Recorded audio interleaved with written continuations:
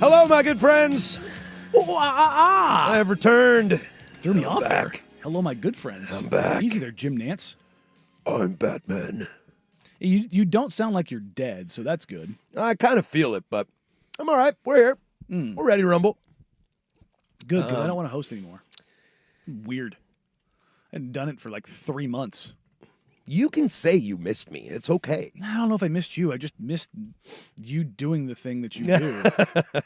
It's like, I got to toss to myself here. Like, what's going on? Are you admitting you don't like to work hard? Is that what this is? It's not work hard. It's just like, this sounds so like dumb, and only people who've done our job will understand this. Oh, you pull back the curtain here for a moment? Yeah. Yeah, why not? We have roles. I know where you're going. I know we where have you're going. roles. Yep. And when you get out of your role, it's just weird. Yeah, It's super weird. I have learned this over the years, working at this fine station, Portland Sports Leader.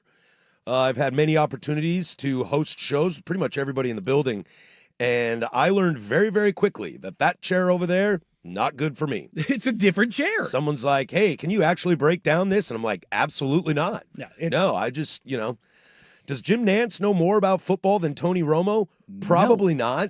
Even though Tony Romo's like a goof, and like the good-looking jock who's kind of an idiot sometimes. And, I don't know, Jim, See what do they're you going to think? do here, Jim, is, and you're like, But I am no Tony Romo. I am no Jim Nance either. But I think it's funny. Like, I don't know if you thought about this growing up watching sports. Like, who were your favorite people on TV growing up?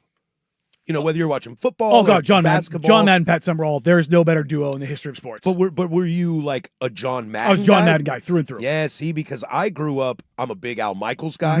I love Marv Albert, Jim Nance for life, Snapper, love Snapper. Pat Yeah, I was Summerall. going to say Steve Snapper Jones from both.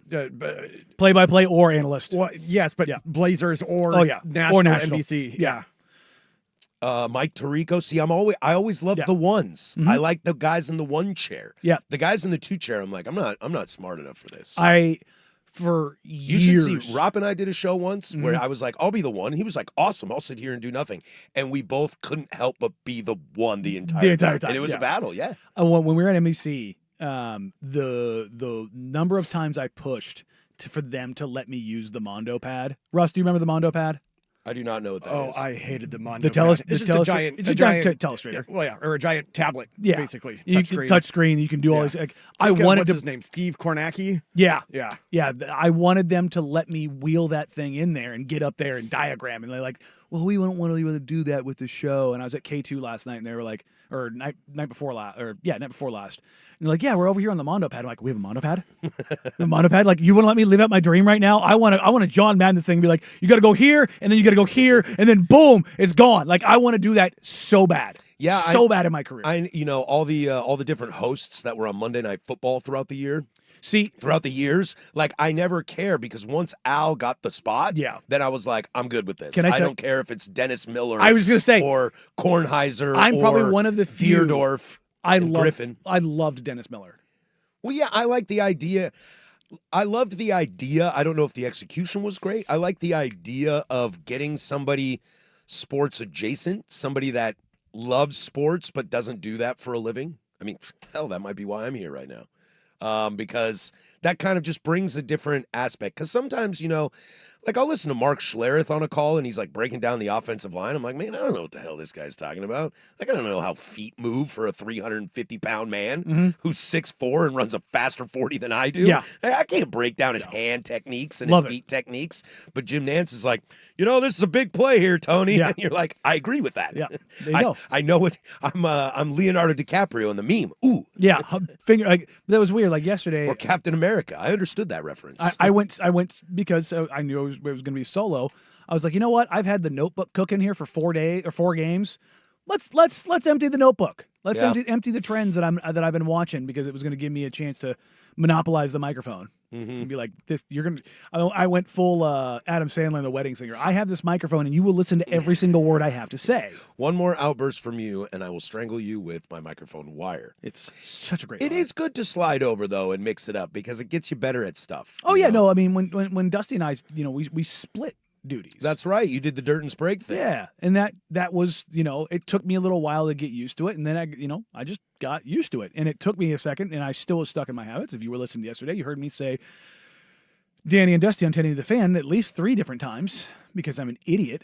And I had to pause before I threw to every single break. And it was just like, It's a different part of the brain, that's for sure. no, the muscle memory just took over. Mm-hmm. And I was like, oh, that's not right. It's a really weird thing too when you talk about this business to other people outside of it. They think I think on the surface, and maybe it's because of the numbers we have assigned to them, that it's like, ooh, the 1 chair must be the sexy job. And it's like, absolutely not. The 2 chair is life. You just have to be good at it. You just have to Because you you can kind of, in the 2 chair, lots of times you're just waiting to be tossed. And then you get to just go.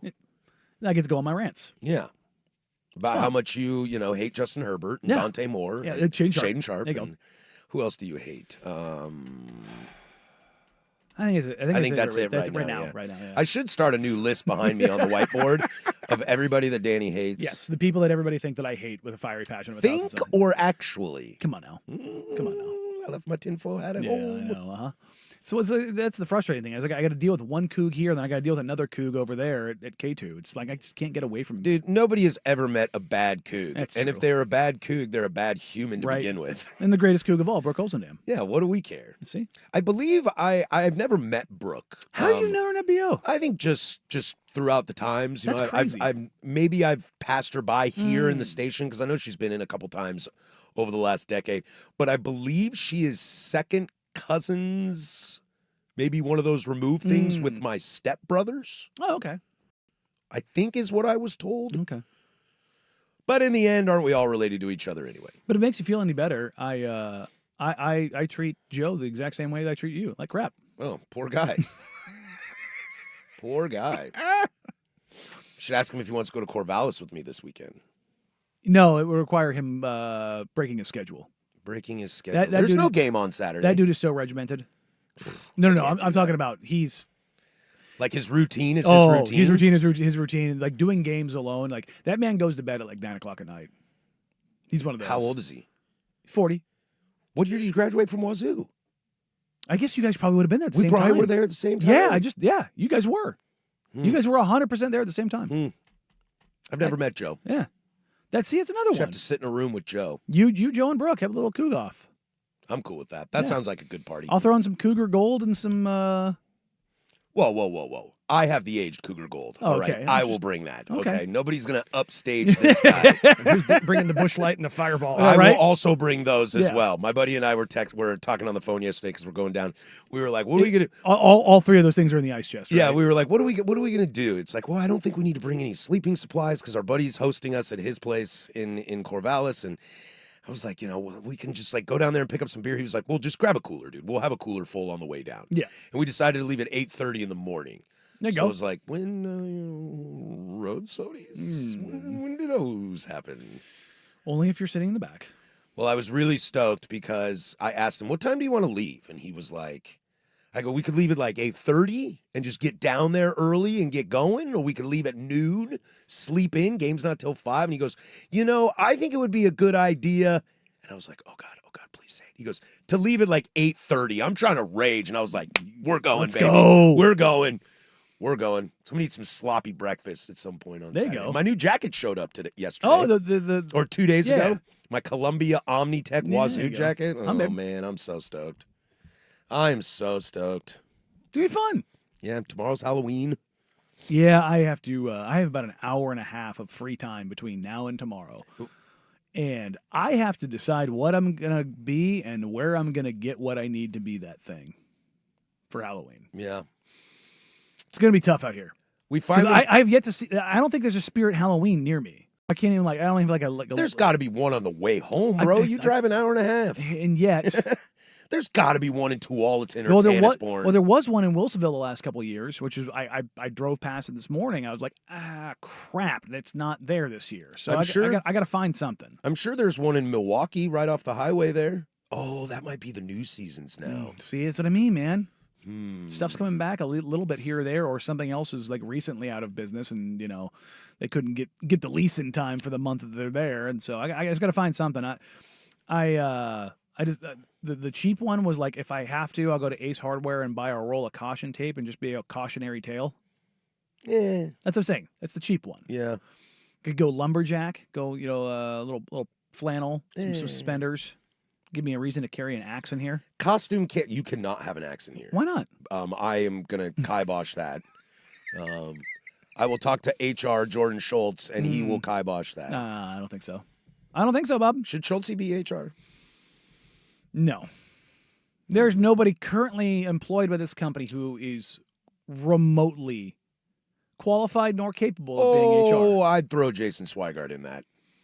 I wouldn't. I would listen to Daddy Swag if he told me what to do. Well, yeah, I know, but I mean, do you trust him? Yeah, I don't. nobody works harder here than him. I love him. Yeah, I don't trust him like well, I that. trust him. Mm-mm. Maybe you need a better relationship with him. Well, fine. Well, he got mad at me because I didn't send him an email, and I was like, I did send it to you, and it got stuck in my outbox because the Blazers Wi-Fi sucks. That sounds like a you thing. I even got. Have you ever had one of those where you get the whoosh sound when you send your email from your phone, Yeah, but it sits in the outbox? well, I don't because there's no sound on my phone ever. I had clicked the sound on. I live in vibrate mode. Well, I had clicked the sound on to make sure the recording was working. Mm-hmm. I clicked everything on because I was like, okay, let's make sure when I click the file it works. Clicked everything on, turned the volume up, and so when I was like, all right, we're good. Boop. Funny enough, that was the last bit of Chauncey Billups audio. It never went. Bye. It never went out. Yeah, that guy not gonna work here anymore. Yup, that was No. tough.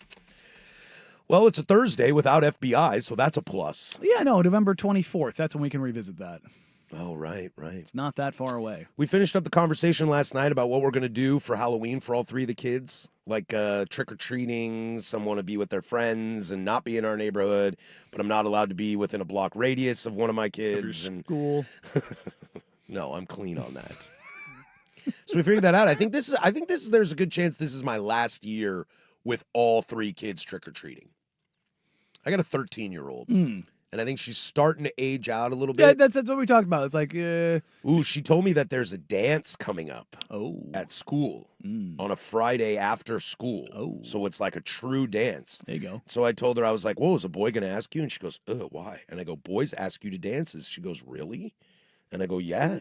You know what you should do? Start telling your girls to start spread the rumor of, aren't boys supposed to ask us to this dance? And then eventually it'll get back to the boys and they'll go, oh, no.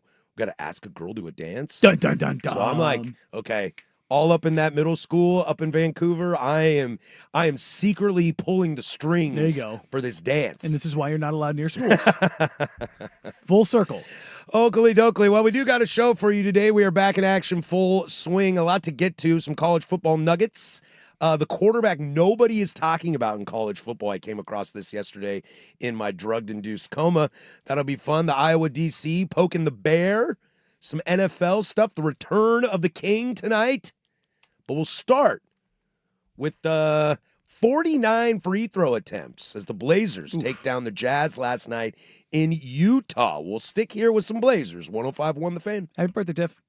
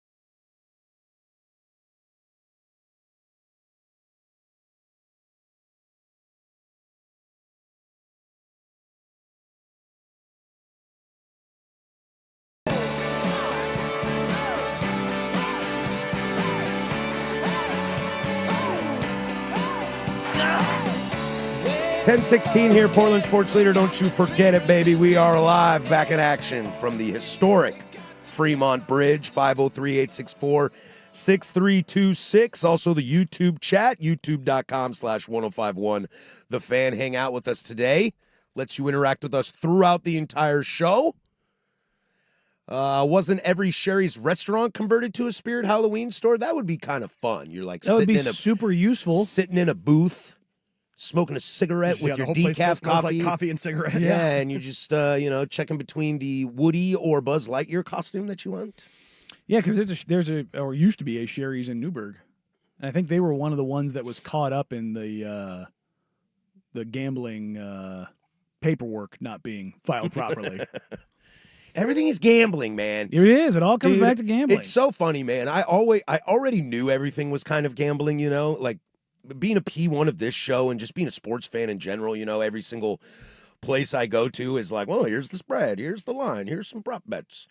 But boy, once the Chauncey thing blew up and, people are now in jail and I'm reading about Terry Rozier every day and Ty Lue and Antonio Gates and Chauncey and all that stuff. Boy, I feel like if aliens came down, they would look at us and be like, why are you guys obsessed with this? What is it? Like, how did it start? How did the obsession really start? Do we blame, is this a Frank Sinatra problem? Is this the Rat Pack and making Vegas cool? Bugsy Siegel? I found one. There is one in Wilsonville on a different exit. Boom, do it. So there you go. My kids think going to Spirit Halloween store is like a rite of passage. They all have their costumes, but they want to go. I mean, well, yeah, there's cool stuff in there. There's cool stuff in there. There's cool stuff in there. Sorry, I just got derailed. They have that's where you can get a lot of you can get some costumes and stuff like that, but you can also get like the super big animatronic stuff that you put out in front of your house. Oh yeah, like the skeletons and the fog machines. Have you seen? I think it's a Progressive commercial. They assembled one of those like animatronic ones, and it's like I think we missed this step, and it's just like a skeleton twerking. Because it's just shaking that booty, just shaking booty. Sorry, shaking the hips. Yeah, and there's a mom and a kid walking by. And the mom covers the kid's eyes, and I'm just like, I mean, did you assemble it wrong? Sorry, minor derailment. Sometimes I see people with Legos, and it's supposed to be Elsa's castle, and they've turned it into the Millennium Falcon. Oh yeah, and you're kind of like, oh, that's cool. I appreciate what you did there. I like that. Why not? Why not? That's cool. Well, the Blazers won last night. They made it a little scary. Made it a little scary. Speaking of spooky Halloween, the refs were not helping the situation. I am not a referee guy. I don't like to lean on it, but 49 free throws is egregious. 49 free throws is egregious, and I know we sit here and we can laugh about this for a moment before we dive into the game about there are different rules for different players. I was not aware that there was the Kyle Filipowski rule for the Utah Jazz the same way that other people get it. I just used him as an example. Yeah, no.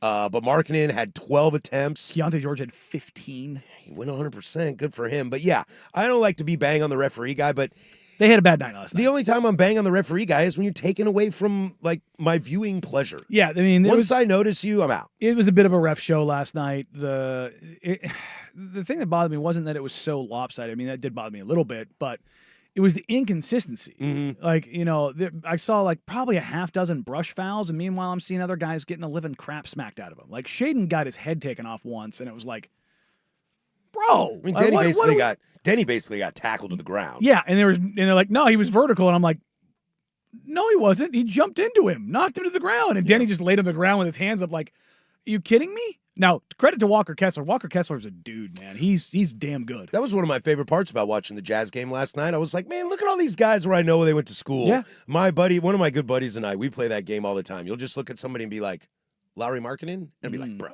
Arizona. Come on. Walker Kessler, Auburn. Yeah. You know, that Auburn team with him and Jabari Smith Jr., man, that was pretty damn good. I know. So we love to play that game, and Utah is a really fun one for that game. Yeah, the Ace Bailey Rutgers. You know what I mean? Rutgers? But we'll know that because he's a top 10 pick. Yeah. We'll know that. 2 guys out of Rutgers that year. Cody Williams? For the first time ever. Cody Williams? Cody Williams. I don't know. Where, Cody Williams went to. I don't. They put a lot of pros out in the NBA in the last 5 years. Colorado. That's right. Him, Jabari, Tristan Da Silva, Buffkin. There's a lot of guys that have come out of there. Yeah, I know. I watch a lot of Colorado basketball. I should have known that because They've I watch Pac-12 basketball. they got a lot of dudes. I still too. watch Pac-12 basketball. But one thing that I thought was really nice, obviously from last night, Shaden got it going. Denny is really good, but I think the biggest thing, and I think anybody that watched that game can take away from it, is that Drew Holiday is. Thanks for being a Blazer, bud. Really good. Yeah, thanks for being a Blazer. Look, I know everybody gets mad at me when I toot my horn. Toot toot. Yeah. He's really good. He's really good. He's exactly what this team needs, especially down the stretch. You know, I don't need him to go off for 27 every night, but being But that he can be. and being that calm, cool down the stretch, he's like, inbounds the ball to me. Don't worry, I will make free throws. Everything is going to be fine. And that's just such a breath of fresh air, especially for, you know, young teams like this one that, you know, you expect to struggle from time to time. This is a game that I think the Blazers last year lose. Yeah. Yeah. I mean, The steadiness of Denny, Drew, and Jeremy is huge for this team right now. the shock factor for me of any NBA team losing when they're up by 20 is gone. Like that, because that's it's a game of runs. everybody says, "Oh, it can't happen." Did you see what the Nuggets did last night? They came out in the second half and they went on a 29-2 run against the Pelicans and erased them. Yeah, it just kind of happens. I mean, it pissed me off when I first started watching it because I was like, "What? How is this possible? Guys is are this just an better. effort thing?" They're just better at offense now. Yeah, and so now I'm kind of used to it. So I wasn't necessarily concerned about losing that 20-point lead that the Blazers had last night, but it's how you close it out because like I said, I'll double down on this team loses that game last year. I agree. And I think the veteran presence of Drew Holiday and, you know, another year for Denny, another year for Tumani.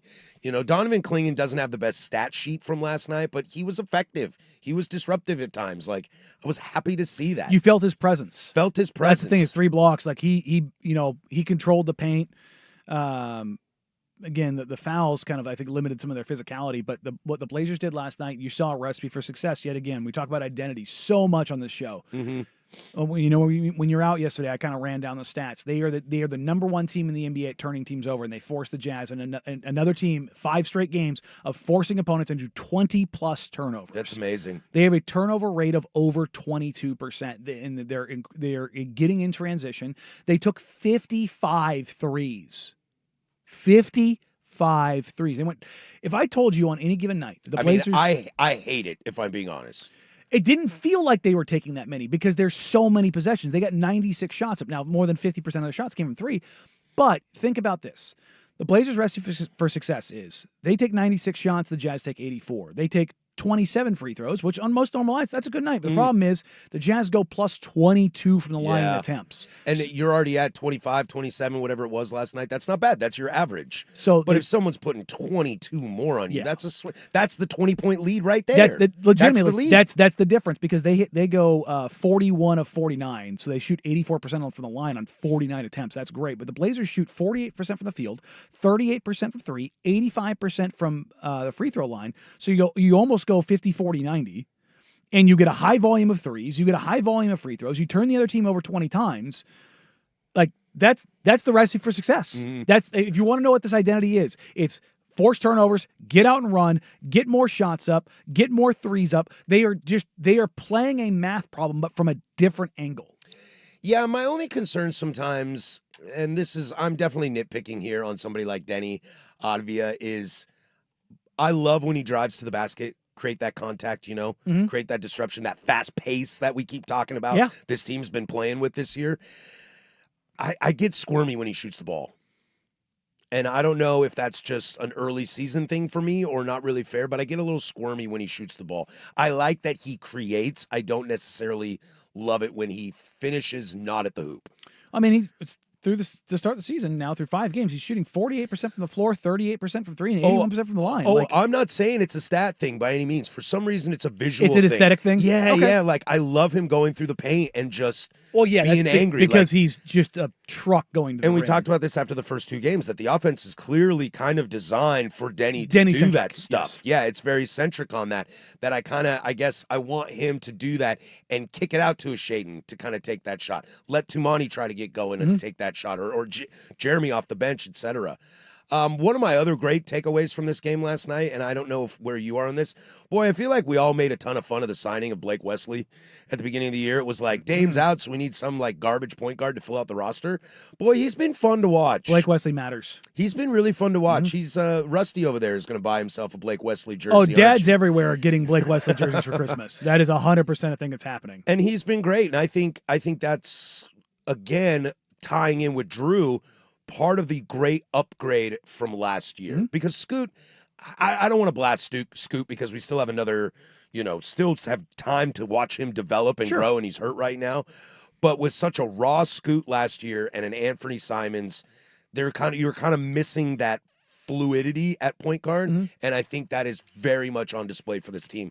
And that's my kind of basketball. Look, I'm the old school. My favorite basketball players outside of Reggie Miller are like John Stockton and Jay Kidd and Rajon Rondo. Yeah. Like, I love old school point guards. I mean, which Drew kind of fits into. Exactly. Now, he's not on the ball as much, but how he plays the game is very similar. I'm not a hater, but I was never like obsessed with Steve Nash. I was never obsessed with Steph Curry Nash because I was like, you guys are great scorers, but I want my point guard dishing it. I want to distribute it. I want Scottie Pippen. If you're not a true point guard, I want you Scottie Pippen style. Yeah. Or like LeBron now.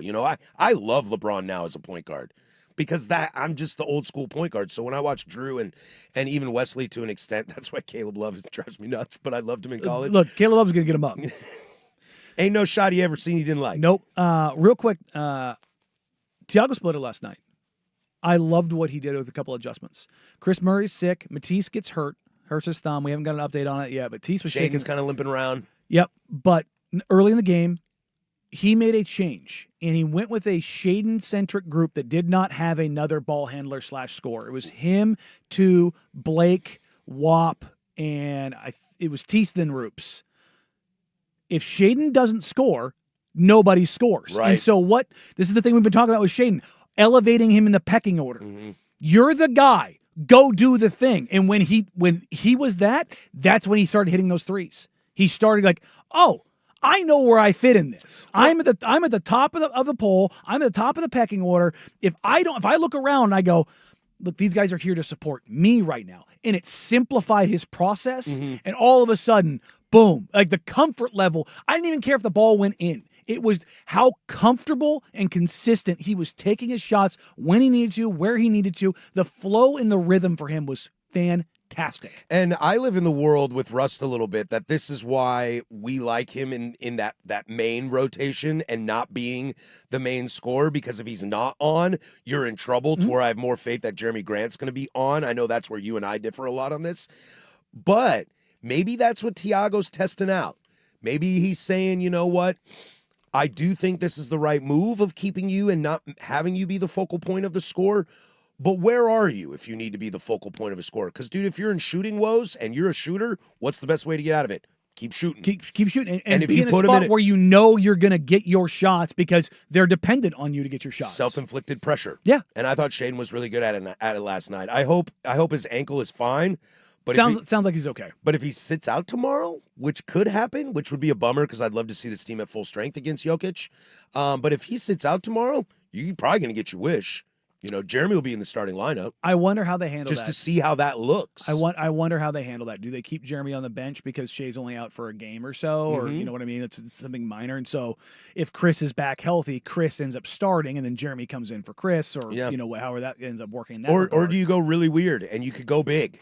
Throw Duop in there with Kling. I don't know. I think with Shaden out, I think against a team like the Nuggets tomorrow, you could get into some weird rotational thoughts if you wanted to. Look, 5 games in the season. And honestly, why not? it would be interesting to see what Tiago does. The other one was Tiago.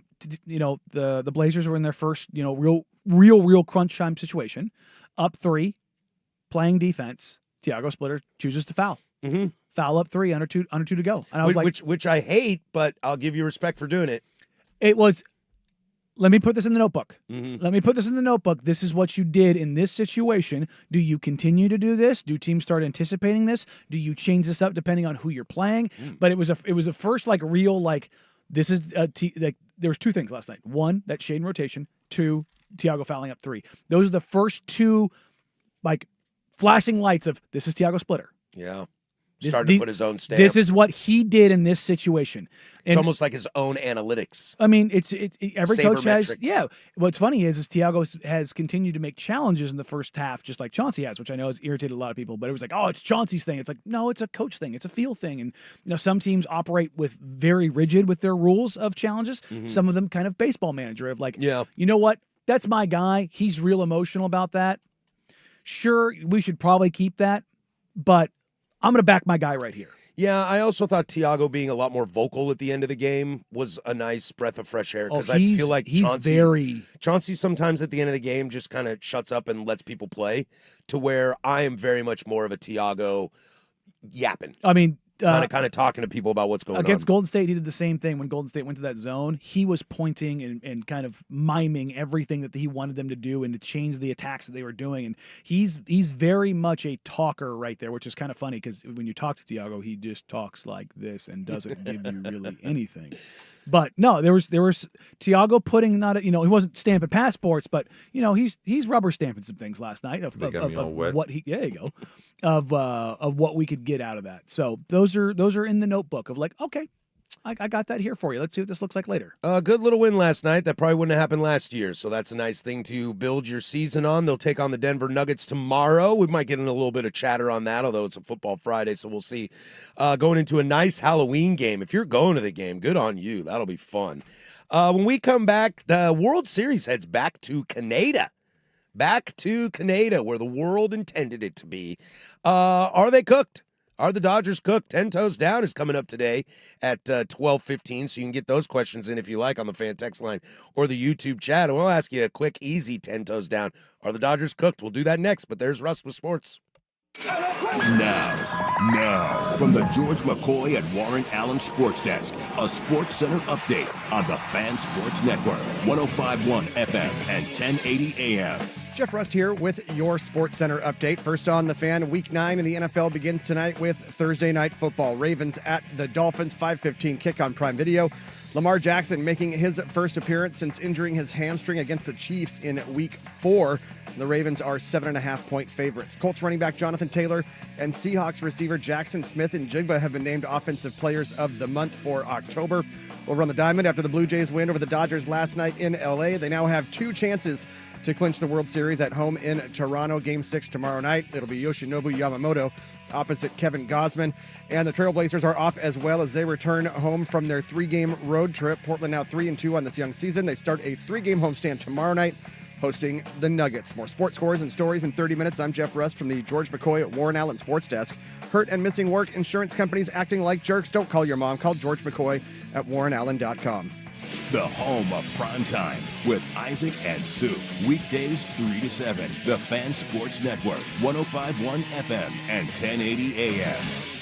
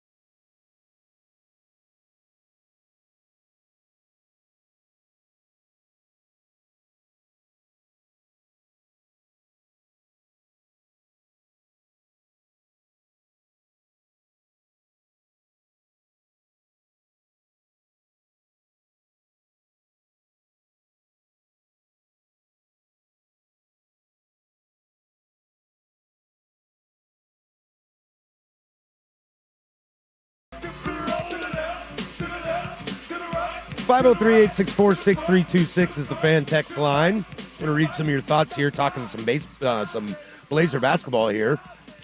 I also saw some clear coaching decisions from Splitter that I really liked. Inbound plays and out of timeouts. I really like what the Blazers did. So I lost the rest of this. Solid. I think that's it. Solid. I think that's cool. I think the Blazers are in a very unique situation coming out of this, in the sense of, like, we get to watch, and we've talked about this off air and on air all the time. The coolest thing about Thiago is, whether he turns out to be a great coach or not, whether he turns out to be the Blazer coach or not is beside the point. How many times have you ever seen somebody interview for a job with 81 games to go? You know, like what's his name in Denver? Mm-hmm. He got 20 games and a decent playoff run, and they gave him the job. I think they got 4 games. Yeah, you know what I mean? Playoffs. Yeah, so like maybe 20 total. No, not 20 total, but like 10, 15 total maybe, and he got the job. That's what we're used to. But to see somebody Doc coming in and taking over for Correct. Griffin, he got fired, was it right before or right after Christmas? But Doc isn't a guy that's auditioning. No, they brought in somebody that, they could quote unquote trust. So I think that's really fun. And to this other texter's point, who asks the question, what are the chances, likelihood that Thiago keeps the job? Does playing give him a good chance to stay on? They extended Chauncey with those expectations. And that's, honestly, I expect the Thiago experiment to go well this year. I'm not saying like I think he's the greatest or the future Phil Jackson or anything like that, but what I've seen so far, I expect this to go well. I don't think any of us know that answer, because we just don't know Tom Dundon. The future of Joe, the future of everything is so up in the air, for better, for worse, that I don't know how to. You ask me 10 toes on that, I don't know if I can do that. Yeah, if I were a betting man, let's say Thiago helps make this team make the play-in, but let's say they're 8th and they're in the upper seeds of the play-in. Mm-hmm. Does that really move the needle for you, being the 8th seed instead of the 9th seed? I mean, I think it does at least a little bit, even though you're still in the play-in. Because if you're the 8th seed, you're probably relatively close to 6. Yeah, probably. You know what I mean? We're probably within like 5 games. Mm-hmm. Probably, I would imagine. Yeah. And if 5 games out of the 6th seed, that's not bad, man. No, and with the expectations and as bad as this the whole Billups thing is, and how it's lingering, it's how it's going to hang over the franchise for literal years. Like, it's a federal case. For those that aren't aware, like, this is not going away anytime soon, unless Chauncey Billups decides to cop a plea deal, mm-hmm. which Mike Richmond had a former member of the Department of Justice, a special advisor, Danny Shulkin, I think was her name, on Locked On. Shout out Mike for that. It was a great guest. But she's worked on these cases before, and she was like, she's gone over the indictment. She's like, the preponderance of evidence here is like, mm-hmm. he's going to need to plea out of this. Otherwise, he's looking at like legitimate real prison time. Oh yeah. That's the crappy part of it all. But it's going to linger over the franchise. So you have to almost look at Thiago's case a little bit differently, because he's not just coaching a basketball team. He's also having to manage a crisis, mm-hmm. and how these guys mentally and emotionally are going to react throughout the season. That's the Phil Jackson aspect I was kind of teasing. Yeah, there's a portion of that that's really there. So this isn't just like coming in and focusing on basketball. You know what I mean? Like, there's more to it than this. It's you're part psychiatrist, and you're part therapist, and you're part mentor, and you're part, leaning on each other, kind of, you know what I mean? Like, there's a lot more stuff like that happens during a regular season anyways, but it's mm-hmm. just amped up to the umpteenth degree. I think if you're Dundon, if Thiago goes out there and not only does the expectations, I think the expectations coming into the year, I think if he meets those, he's far ahead because of the other stuff. But if he exceeds those expectations with all of this other stuff, mm-hmm. I think that lifts him up a ton. At least it would to me in my eyes. If I'm looking at this from the outside, I'm looking at that going, not only did he continue to meet expectations with this immense pressure and all this focus and intensity that was sitting in the entire organization, he exceeded where you weren't even expected to meet those expectations anymore because of how crazy this all is. You know what I mean? Mm-hmm. It would be a weird situation, too, if, say, that plays out that way. And then you fire him? But Dundon does what I think he's going to do, and that's clean house, whether it's fair to Joe or not. And I've talked about Joe frequently since we've been doing this show, that I love. I don't know if I love what Joe's done, but I've been very, very happy with what Joe's done. Through the first 5 games, are you happy with Joe? I mean, I'm very happy with Drew Holiday. I'll tell you that. Very, very happy with Drew Holiday. And so it would be interesting to fire the GM because you want to bring in your own guys, but end up keeping Tiago Splitter. Like, when has that ever happened?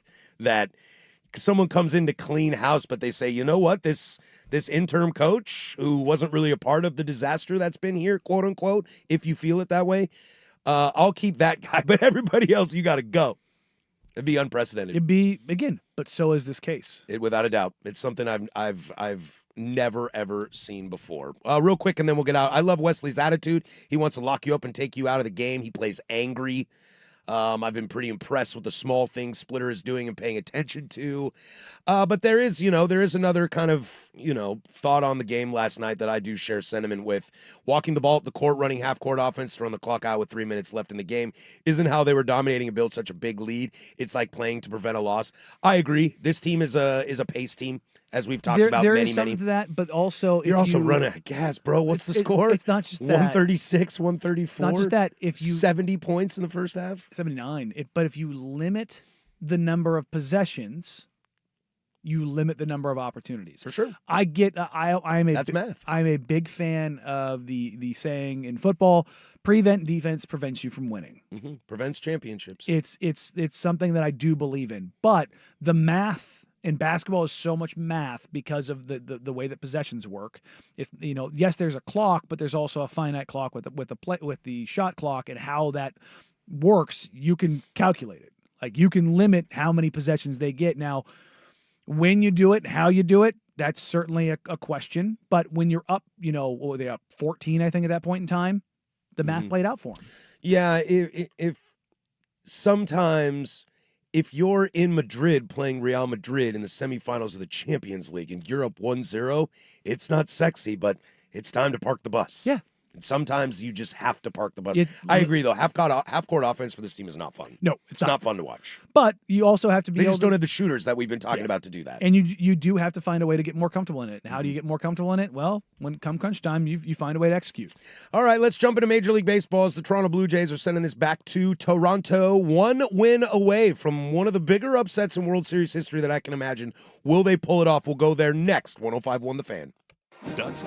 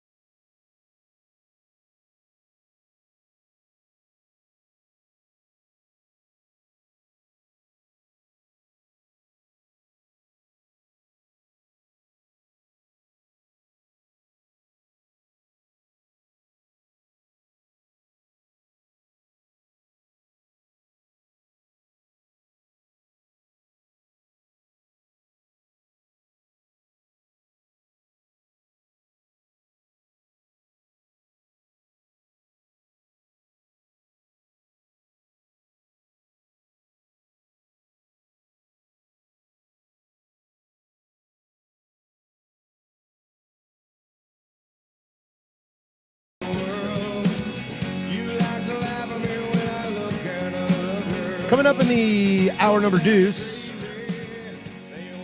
Reese Davis made some comments about the future of game day this year that perked my eyeballs. Also, the QB that nobody is talking about in college football. I was watching our friend Danny Cannell on the tube yesterday after a soccer game that I watched. Kind of watched. It was on while I was asleep. Look at you. You're gone for one day and immediately, soccer. Plus poking the bear and web gem. So a loaded second hour. We'll have 10 toes down at 12:15, as we always do. You ask us something, and we have to unequivocally answer that with 10 toes down. Full beliefs in your life. Halloween's Who's the coming up. Heisman Trophy winner? Don't ask me that question. Which is why we need to ask it. Any Halloween, we could do a Halloween edition of 10 Toes Down as we did on Consultation. Ooh, best Halloween candy. Ooh, could do that. My son would argue it's Russ any perked up there.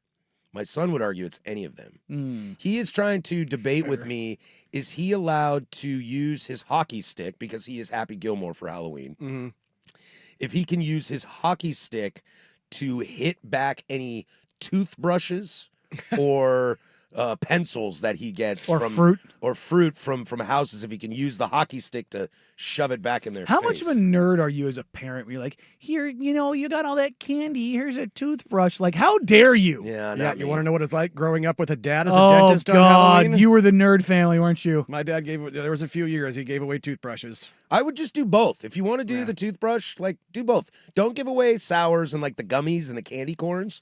Get a little chocolate. Give him a little chocolate. Did Dad put a business card in there, too?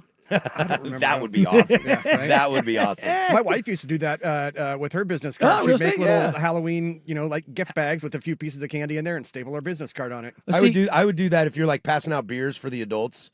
You could pass out beers for the adults, but here's my card as well. Because you can get those custom beers now, right? The little label makers for a bunch of the microbreweries. You can get the custom designs on your beer can, right? Say that again. Sorry. There's a couple microbreweries that allow you to do the custom order beers, where they print stuff on the beer for you. I've seen them for weddings and stuff like that. Like the I custom think labels. Yeah. I think as far as my knowledge goes, you would have to know somebody. I don't think that's just a service opened up. Now there might be people that do it, There are some companies, but I don't know that I've seen anybody that have done it. locally that's Yeah.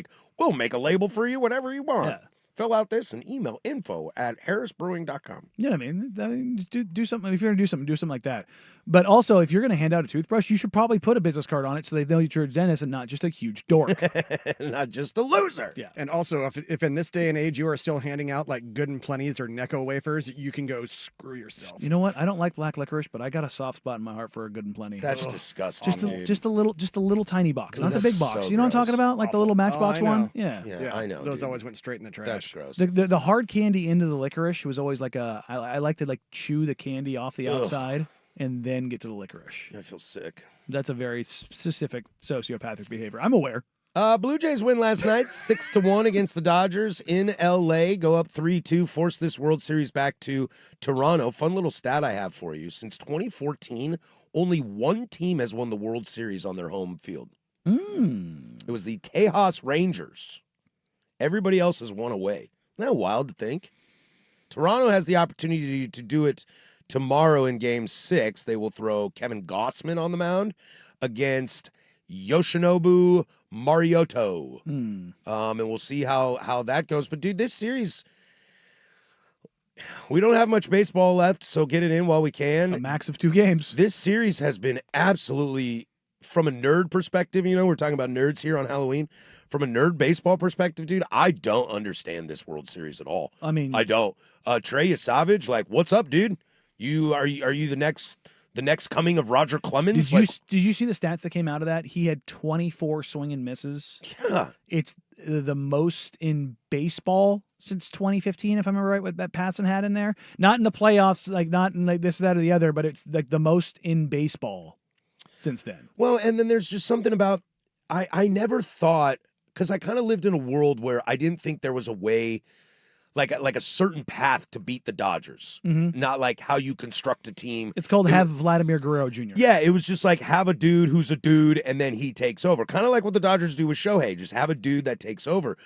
But dude, this hard hit ball thing, this making contact, not a ton of flyouts, putting it on the ground is a real thing for Toronto. Oh, it is. And Blake Snell, who just steamrolled himself through to this point, has been bad because they're getting hits off of him, and it's just inducing contact and eventually wearing you down. I also saw this stat last night after Banda gave up a hit late in the game. The Toronto Blue Jays against left-handed starters, 384, 5 home runs, 19 runs, and a 1.129 OPS. Like, they're just hitting. They're just hitting. And unless Yamamoto goes out and does what he did last time, man, dude, this is Toronto's. Well, unless Yamamoto does what he does last time and the time before. If he does that, dude, you can stamp him World Series MVP. Yeah, I mean, to be honest, after the last 2 games, he might have to. Yeah, totally. With the way Toronto's hitting the ball, I think they have to. He's their only choice right now. He's their only shot. Help me, Obi-Wan Yashimoto. Because Blake Snell's not getting it done. Glasnow's not getting it done. Mm-hmm. Shohei got roughed up. I mean, the real egregious that they're going to have to look at if the Dodgers do end up losing this game, and we'll come back Monday and reassess the World Series, as Game 6 is tomorrow and Game 7 is on Saturday. If necessary. If necessary. And, of course, that game will be on at the same time as the Timbers game will be on at the same time I will be at a football game. Oh, come on. I'm not very You're excited going to about have your this. phone on I'm the not World stoked. Series game. No, I'm not. I'm going to be at the game and enjoy it. I might record it and watch it later. You're going to watch the World Series when you're in the stands because the Cougs are going to be up comfortably and you're going to be hammered. Fingers crossed. But the Dodgers are going to ask a lot of real questions at the end of this series, like Mookie Betts. Like, brother, he disappeared. there are few people in baseball I love more than Mookie Betts, and you are just MIA. And he said it last night. He's like, I've been bad. And it's like, being bad is nice to yourself, buddy. You've been MIA. 234 average, 319 on base percentage, 328 slugging. That's awful. And give Robert some credit. He's moving the lineup around, trying to find a way for Mookie to get high. Yeah, he put Will Smith in front of him and be like, hey, Smitty's raking. Let me put him in front of you, so they got to go to you. Here's some protection, and it's not there. It's not there. It's tough. You think they're cooked? Think this is a Toronto? No, because they got Yosh on the mound. Yeah. And then Game 7, anything happens. That's where Glass now starts. Shohei out of the bullpen. I mean, Kersh for an inning. I mean, literally everything's on the table. That's the great thing about Game 7 in baseball. There's nothing to hold on to. Oh, especially in the World Series. Yeah, that's what I mean. There's nothing in the World Series. Game 7 in the World Series. There's no tomorrow, man. When was the last time we got a Game 7 of the World Series? Is it 2016? Yeah, I was going to say 15. 2016 is Cleveland. Yes, there you go. We lost to the Cubs in Game 7 of extra innings. Tell me when you've heard that one before. I mean, I'm rooting for 7 games. At this point, yeah. I don't want. Not only that, I don't want to. I know we're over this. I know we're over it. But like a quick little tangent here. I don't know if this is just me as a weird baseball fan. I mean, yes. But I should be sitting here on the precipice of like the Blue Jays taking down the Dodgers. The evil empire. And it almost feels wrong to me. It feels like the Dodgers should win. Because they're so likable. And I watch these games and Toronto's up, 3-1. It's 3-1 in the 5th. And I'm looking at this game like, Dodgers got to come back, right? And then they lose. And I'm like, why am I sad right now? Because the Dodgers. I'm not a Dodger fan. No, it's because they're so damn likable. Look, it's Freddie Freeman. It's Mookie Betts. It's Shohei Ohtani. It's Yamamoto. I love Glasnow. It's not the Yankees or the Red Sox that not just because they're West Coast guys that we hate them. It's just like that team. Those teams were full of jerks. Yeah. Yeah. The Dodgers. It's all incredibly likable dudes. Yeah, I've never been sad about a dynasty not happening. You know what I mean? Like, and yet, when Freddie hit that home run the other night, I tweeted out, Freddie! Yeah, I know. Like, my family's all Dodgers fans, but like, I was excited because I was like, hell yeah! Like, there's just something about this Dodgers team that, unless you're, a Giants fan, you're like, yeah, Padres. dude. I mean, but you know what I mean? Yeah, yeah. They're a really, really, really likable team with so many stars where everyone, kind of outside of Mookie has had moments. I mean, Shohei is maybe the best baseball game we've ever seen. Not maybe, it is. Freddie has the walk-off home run in the 18th inning. Only guy with 2 walk-off home runs in World Series history. And yet we haven't seen Mook. Also, Savage did for a rookie pitcher last night. First thing since like 1948. Yeah, tungsten arm O'Doyle. Yeah, it's one of those things. You're just This like, is one for the ages. One for the ages, that's for sure. Game 6 tomorrow night on Halloween, and if there's a Game 7, we'll be in November, paging Derek Jeter. Number 2. All right, when we come back, it's college football in the hour number deuce. Reese Davis had some comments on game day that made me go, Stick with us. We're having fun. 105.1 The Fan. Your favorite.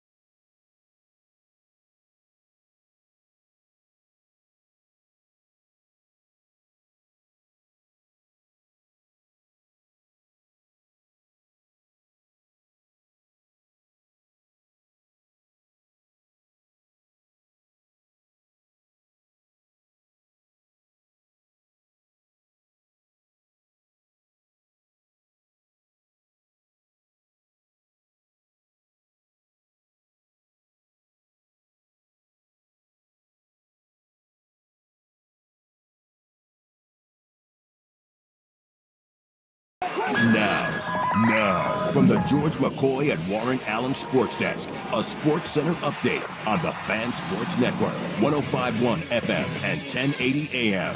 Jeff Rust with your Sports Center update. First on The Fan. Week 9 in the NFL begins tonight with Thursday Night Football. The Ravens at the Dolphins. It's a 5:15 kick on Prime Video. Lamar Jackson making his first appearance since injuring his hamstring against the Chiefs in Week 4. The Ravens are 7.5-point favorites. Colts running back Jonathan Taylor, Seahawks wide receiver Jackson Smith and Jigba have been named Offensive Players of the Month for October. After the Blue Jays win over the Dodgers last night in Los Angeles, they now have 2 chances to clinch the World Series at home in Toronto. Game 6 tomorrow night. It'll be Yoshinobu Yamamoto opposite Kevin Gausman. And in the association, the Trailblazers off as well as they return home from their 3-game road trip. They are now 3-2 on this young season, and they start a 3-game homestand tomorrow night hosting the Nuggets. More sports scores and stories in 30 minutes. I'm Jeff Rust from the George McCoy at Warren Allen Sports Desk. Hurt and missing work. Insurance companies acting like jerks. Don't call your mom. Call George McCoy at warrenallen.com. Sports Saturday with Joe Fisher and Rashad Taylor. Saturday mornings at 9 on the Fan Sports Network, 105.1 FM and 1080 AM.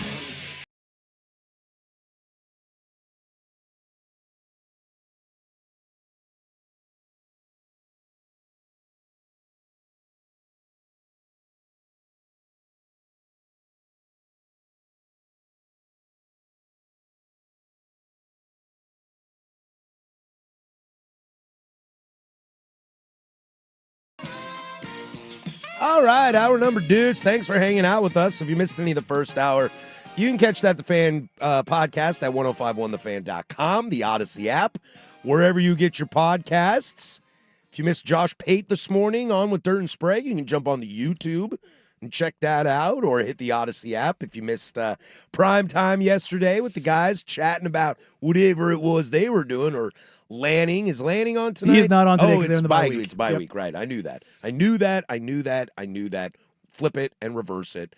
If you wanted to catch the club hour from yesterday, you can do that wherever you get your podcast, the Odyssey app, or on the YouTubes. And on the YouTubes, you can go in there and you can get in Patrick's kitchen like Rufio just did. Yeah, you can. You can. Just getting all nerdy with So me. you gonna wax poetic? No, because I'm not going to say that. I'm going to give myself at least 2 days of not saying that. And it's poetically, for the record. Coming up in this hour, the QB nobody is talking about Iowa poking the bear a little bit, leading up to Oregon's matchup next week. And Web Gems. I'm going to have to excuse myself for a second.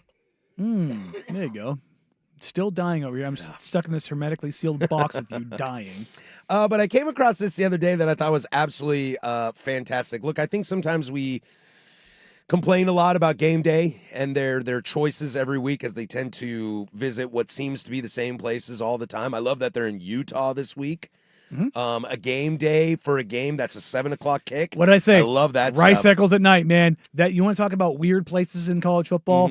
Arizona State at night, Rice Eccles at night, Clemson at night, Doak Walker. Doak at night. There are just places, Virginia Tech at night, I mean, a whiteout at night. Whiteout. Like there are just places that are better at night. Yeah, and it's also a great experience all day if you're getting up at 6 a.m. to do game day, your time, or 3 a.m. your time to do game day, and your game doesn't start till 7. That's how it was at Wazoo when we got our one and only game day. Was that thing started at 3 a.m. and our game wasn't until 7 against Oregon, and boy did we had a lot of fun that day. But something that was fun, Reese Davis was joined Johnny Mafia at WZTV.tv in Nashville. And he was kind of talking about a place that he wants College Game Day to visit on November 15th. That would be a D2 rivalry of the Battle of Ravine, which takes place in a city that I did not know exist called Arkadelphia There you go. in Arkansas. Are you aware of this? I've heard of Arkadelphia before. I have never heard of Arkadelphia before, and it blows my mind. The only reason I have is because I had somebody, shockingly, from the military that was from there. And when he first told me, I go, "You made that up. Yeah. You made that up. You made that up. That sounds like the southern version of Crazy Philly fans. I bet you there is a story behind that name. Like Portland was a coin toss, right? Yeah, it was Stumptown or Portland. Well, it's Portland or Boston. Boston. Oh, that's right. Yeah. Yeah. I bet you there was somebody that wanted to name it something else, like Philadelphia, and he's like, no, the Philadelphia or Arkadelphia, and it was a coin toss between it. Hell yeah, we love Arkansas, or brother. whoever could throw their cousin the furthest. You know what I mean? Like, why didn't anybody ever name a city Ark, Kansas? I mean, there's like 2 words. There probably is. Yeah, I bet you there is. I hope so. Now I want to. I found out there's an Oregon, Ohio, and an Oregon, Wisconsin. There you go. Kind of into that. The Battle of the Ravine is an annual game between Henderson State and Ouachita Baptist, both located in Arkadelphia, Arkansas. They're in the Great American Conference. They are literally across the street from each other. It takes 10 minutes to walk between their respective stadiums, and that's what they do before the game, is the entire team walks from their stadium to yours in the rivalry, and Reese Davis wants to go to this. So, per the Googles, Arkadelphia, Arkansas is named by combining Arkansas with Adelphia, the Greek word for brotherly place. The city was originally named Blakelytown before being renamed in 1838 to reflect this combination of the state in the Greek term for welcoming or brotherly place. Because you know what I think of when I think of Arkansas? Brotherly. I think of... Is that like brothers hooking up? I think of the Greek. Oh yeah, the Greek gods, the Greek gods that populate the state of Arkansas. Yeah, or Greek literary translations. That's what I think of. When I think of highly educated in the ancient world, I think of Arkansas. Quote, this is probably going to get me in trouble. I'm pitching Battle of the Ravine in a couple weeks, depending on what happens. You always try to go there where the best story is for the week. You can get in trouble making every decision looking 3 weeks down the road.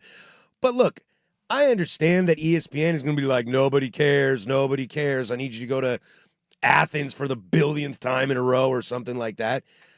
But, dude, people watch game day no matter what, dude. Who cares where you go? I would love, as a college football fan who's sit here and stuck in D1 life, and I don't know anything about the D2 game or the D3 game, and like my team's been relegated, and now I just watch games. Dude, whether I'm going to watch game day or not, I mean, how great was Pat McAfee at the Montana I was State game? yeah. That game was awesome to watch on TV. Well, I don't think I watched the football game, but the game day experience was awesome. The atmosphere is dope, man. It's like they've done a couple HBCUs. It's like, yeah, this is cool as hell.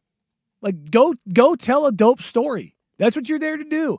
Georgia and Alabama and Tennessee and Oregon and SC and Michigan, Ohio State, like, they're always going to be there. Totally. They're always going to be there. Go to a one-off. Go to JMU when Kirk Cignetti's coming out of nowhere and stomping mud holes in people from this team that they just brought up to the FCS, the FBS, and they're a national contender. Not in a title sense, but like they're a team nobody wants to play. But this is also, to Reese Davis's point, this is what he has to battle. Because do you want to hear the games that are scheduled for this week? Oklahoma in Tuscaloosa. Mm-hmm. So you can go to Tuscaloosa again. Texas at Georgia. Mm-hmm. Athens again. Yeah, not going to Texas. Florida at Ole Miss. Mm-hmm. Oxford. Which I'm telling you right now, you always want to go to Oxford. Yeah. Virginia at Duke. That's like a cocktail party. Virginia at Duke sounds like a Civil War meetup between the South. We won. No, we won the war. South Florida at Navy. Ooh, that's a spicy game. Depending on the big game this weekend. Navy's quarterback is Navy North Texas. I think he's 15th or 16th in Heisman odds right now. Dude, was it Egseth?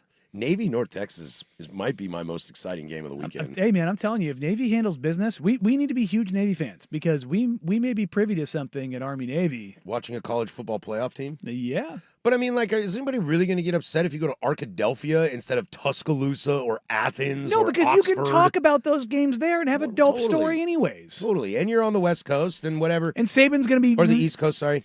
Well, I mean, Saban's going to whine about it because he's not at Alabama. And Herbie and Fowler are probably going to call the Oklahoma-Bama game. And they're Tuscaloosa fly out of there. it's not that far away. That's the PJ. Yeah. Easy. You might be able to drive that. They're not. I know. They're PJ. I just like driving. Herbie's flight plan. Have you ever kept track with the Herbie flight plan? I have, dude. It's wild. Nuts. I noticed the other day that Herbie and Fowler were calling a 12:30 game, and it was where game day was, and I was very surprised because usually they got the 4:00 game, and I was like, oh well, they could do this. It's not that far. The PJ will get him there, not a problem. I was surprised to see it 12:30, and I even heard in Chris Fowler's voice, he was like, isn't this kind of awesome to do a 12:30 game? Yeah, you know? He was like, this is because I got a double Monday header on Monday that I got to do now. He seemed really stoked about that. Why not? Why not? Give it to Arkansas. Yeah, have some fun, man. You ever been to Arkansas? Yeah. I have not. I've been to... I don't think I'm going to. I got to do the list again. I think there's only 3 states that I haven't been to. So...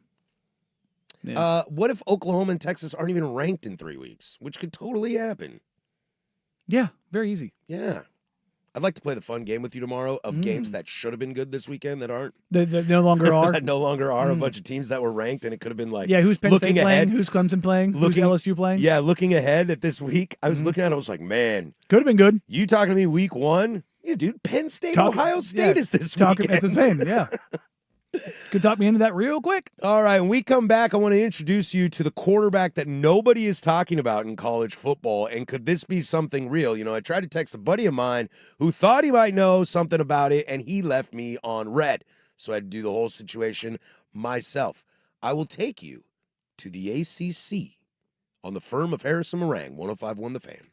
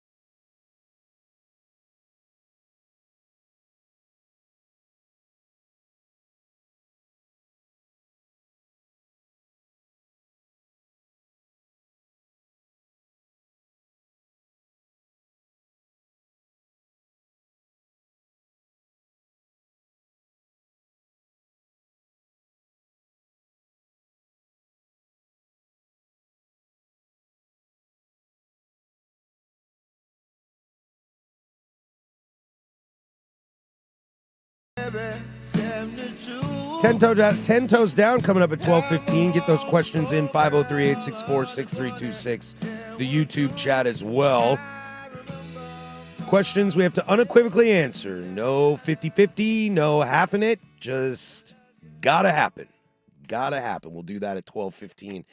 I love this because I intentionally did not share this with you, Danny, about this quarterback that popped into my brain yesterday. Mm-hmm. I was watching Carabao Cup on Paramount. Because if you can't count on much, you can't count on Paramount Plus. Oh. Every Sunday in the NFL, visit ParamountPlus.com. It's like $30 for a year. It's like $250 a month. Babe. Do it. Watch Paramount Plus. I don't have the read in front of me, so I'm just you calling it as we say. ParamountPlus.com/NFL to get started today. Sundays, baby. And it flipped over to just the CBS Sports college football show. Mm-hmm. And I kind of half looked at it, but I saw the name at the top that really shocked me. They power ranked quarterbacks in college football, and the number one guy on the list is Mason Heinschel from Pitt Panther University.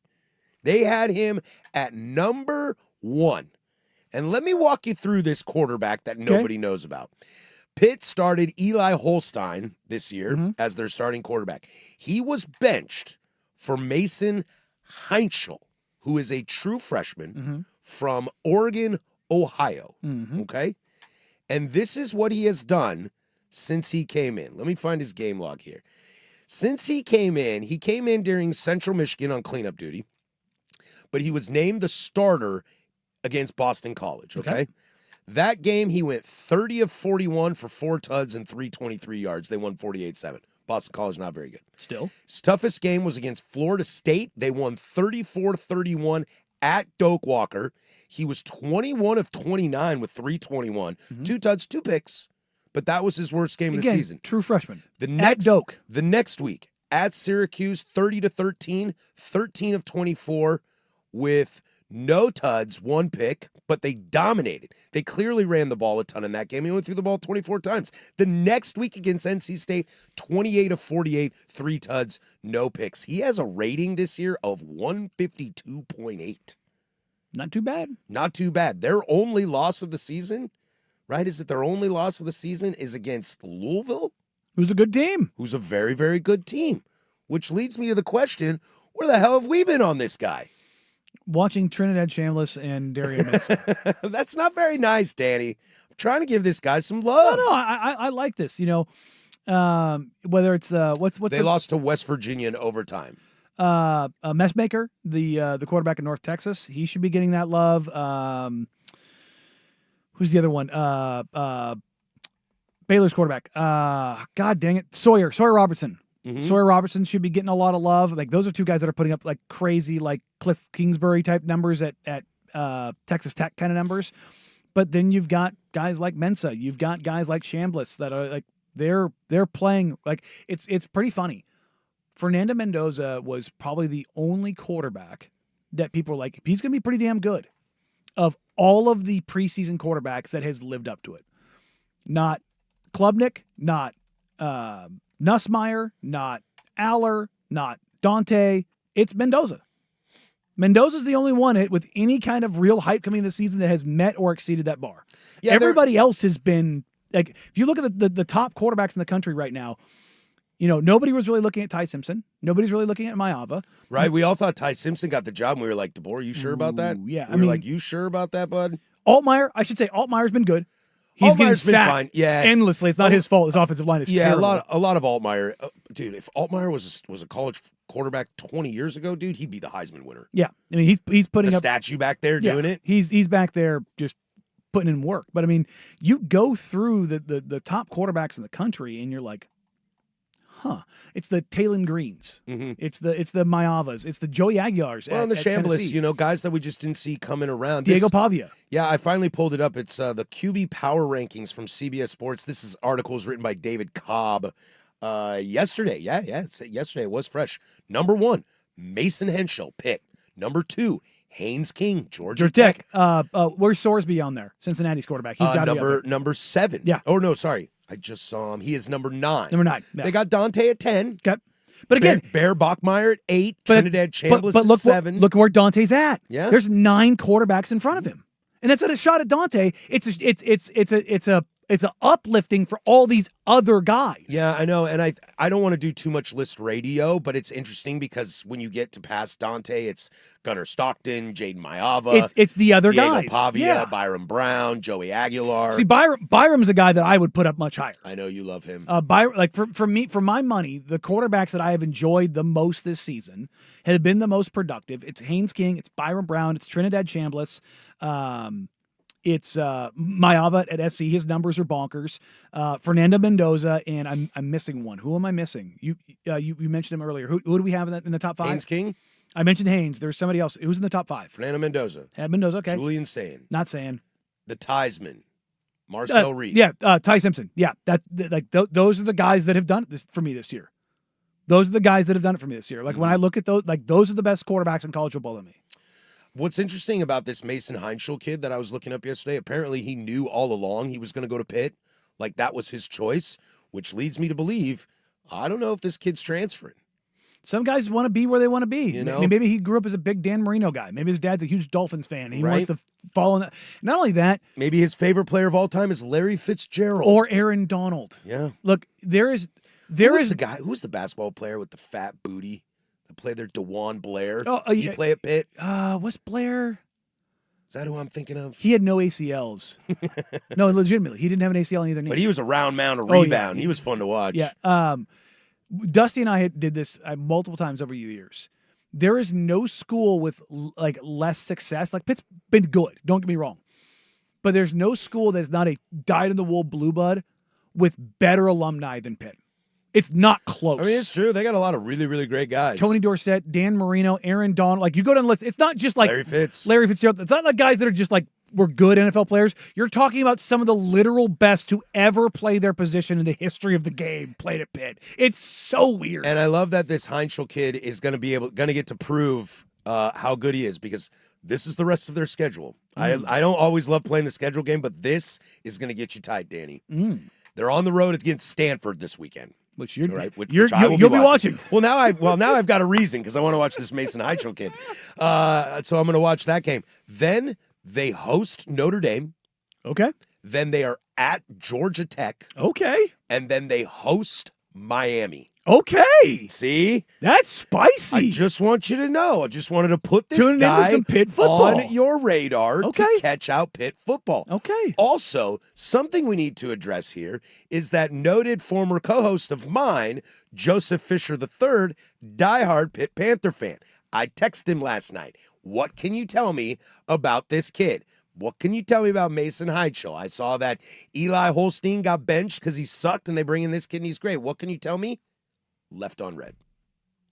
Still haven't seen him. Wow. Still haven't heard from him. That's true. Usually One of my oldest, yeah. closest friends in the world just left me on red You know what he did? He went about his college football team. Yeah, see, you know why? Because it's not his team. You know why? Also, I'll bet you he doesn't know. No, he doesn't know because he's not watching. He had to go do some research. He's a Pitt basketball guy. He had to go back and do some research. To give him some There you credit, go. he's a Pitt basketball Yeah, guy. yeah. His favorite player of all time, Steven Adams. Yeah, well. Clean cut, short haired, Steven Adams. baby face Steven Adams. Pre-tattoos, and I'm going to kill you, but you love me at the same time. Indeed. I know. I was excited to learn that there's something else to watch instead of this blah, blah, blah, blah, blah. Plus, now I'm like really excited to get in here next year for college football and say that I will take Mason Heinschel as my preseason Heisman favorite. I mean, a guy in Pittsburgh named Hines. Heinz. I know. It's like Heinschel. I know. But I mean, it's, it's like having Hines Ward. It's kind of true. They It's kind of true. do love their Hines there. They do. Wasn't a Rooney married to a Heinz? I mean, it would make sense. No, somebody is married to a Heinz. I think it's like a politician is married to a Heinz. I think you're right. Like Mitt Romney is married Actually, to I a think that's Heinz. who it is. Is that who it is? Yeah. The old Mormon himself. It's a good place. It's that Heinz money. Pretty good. Yeah. Pretty good. Turns out it's pretty good. It's not steel money, but in Pittsburgh, Heinz is probably number 2. Ooh, you know something else I didn't realize? This article has these 2 quarterbacks as the best quarterbacks in the nation of power rankings.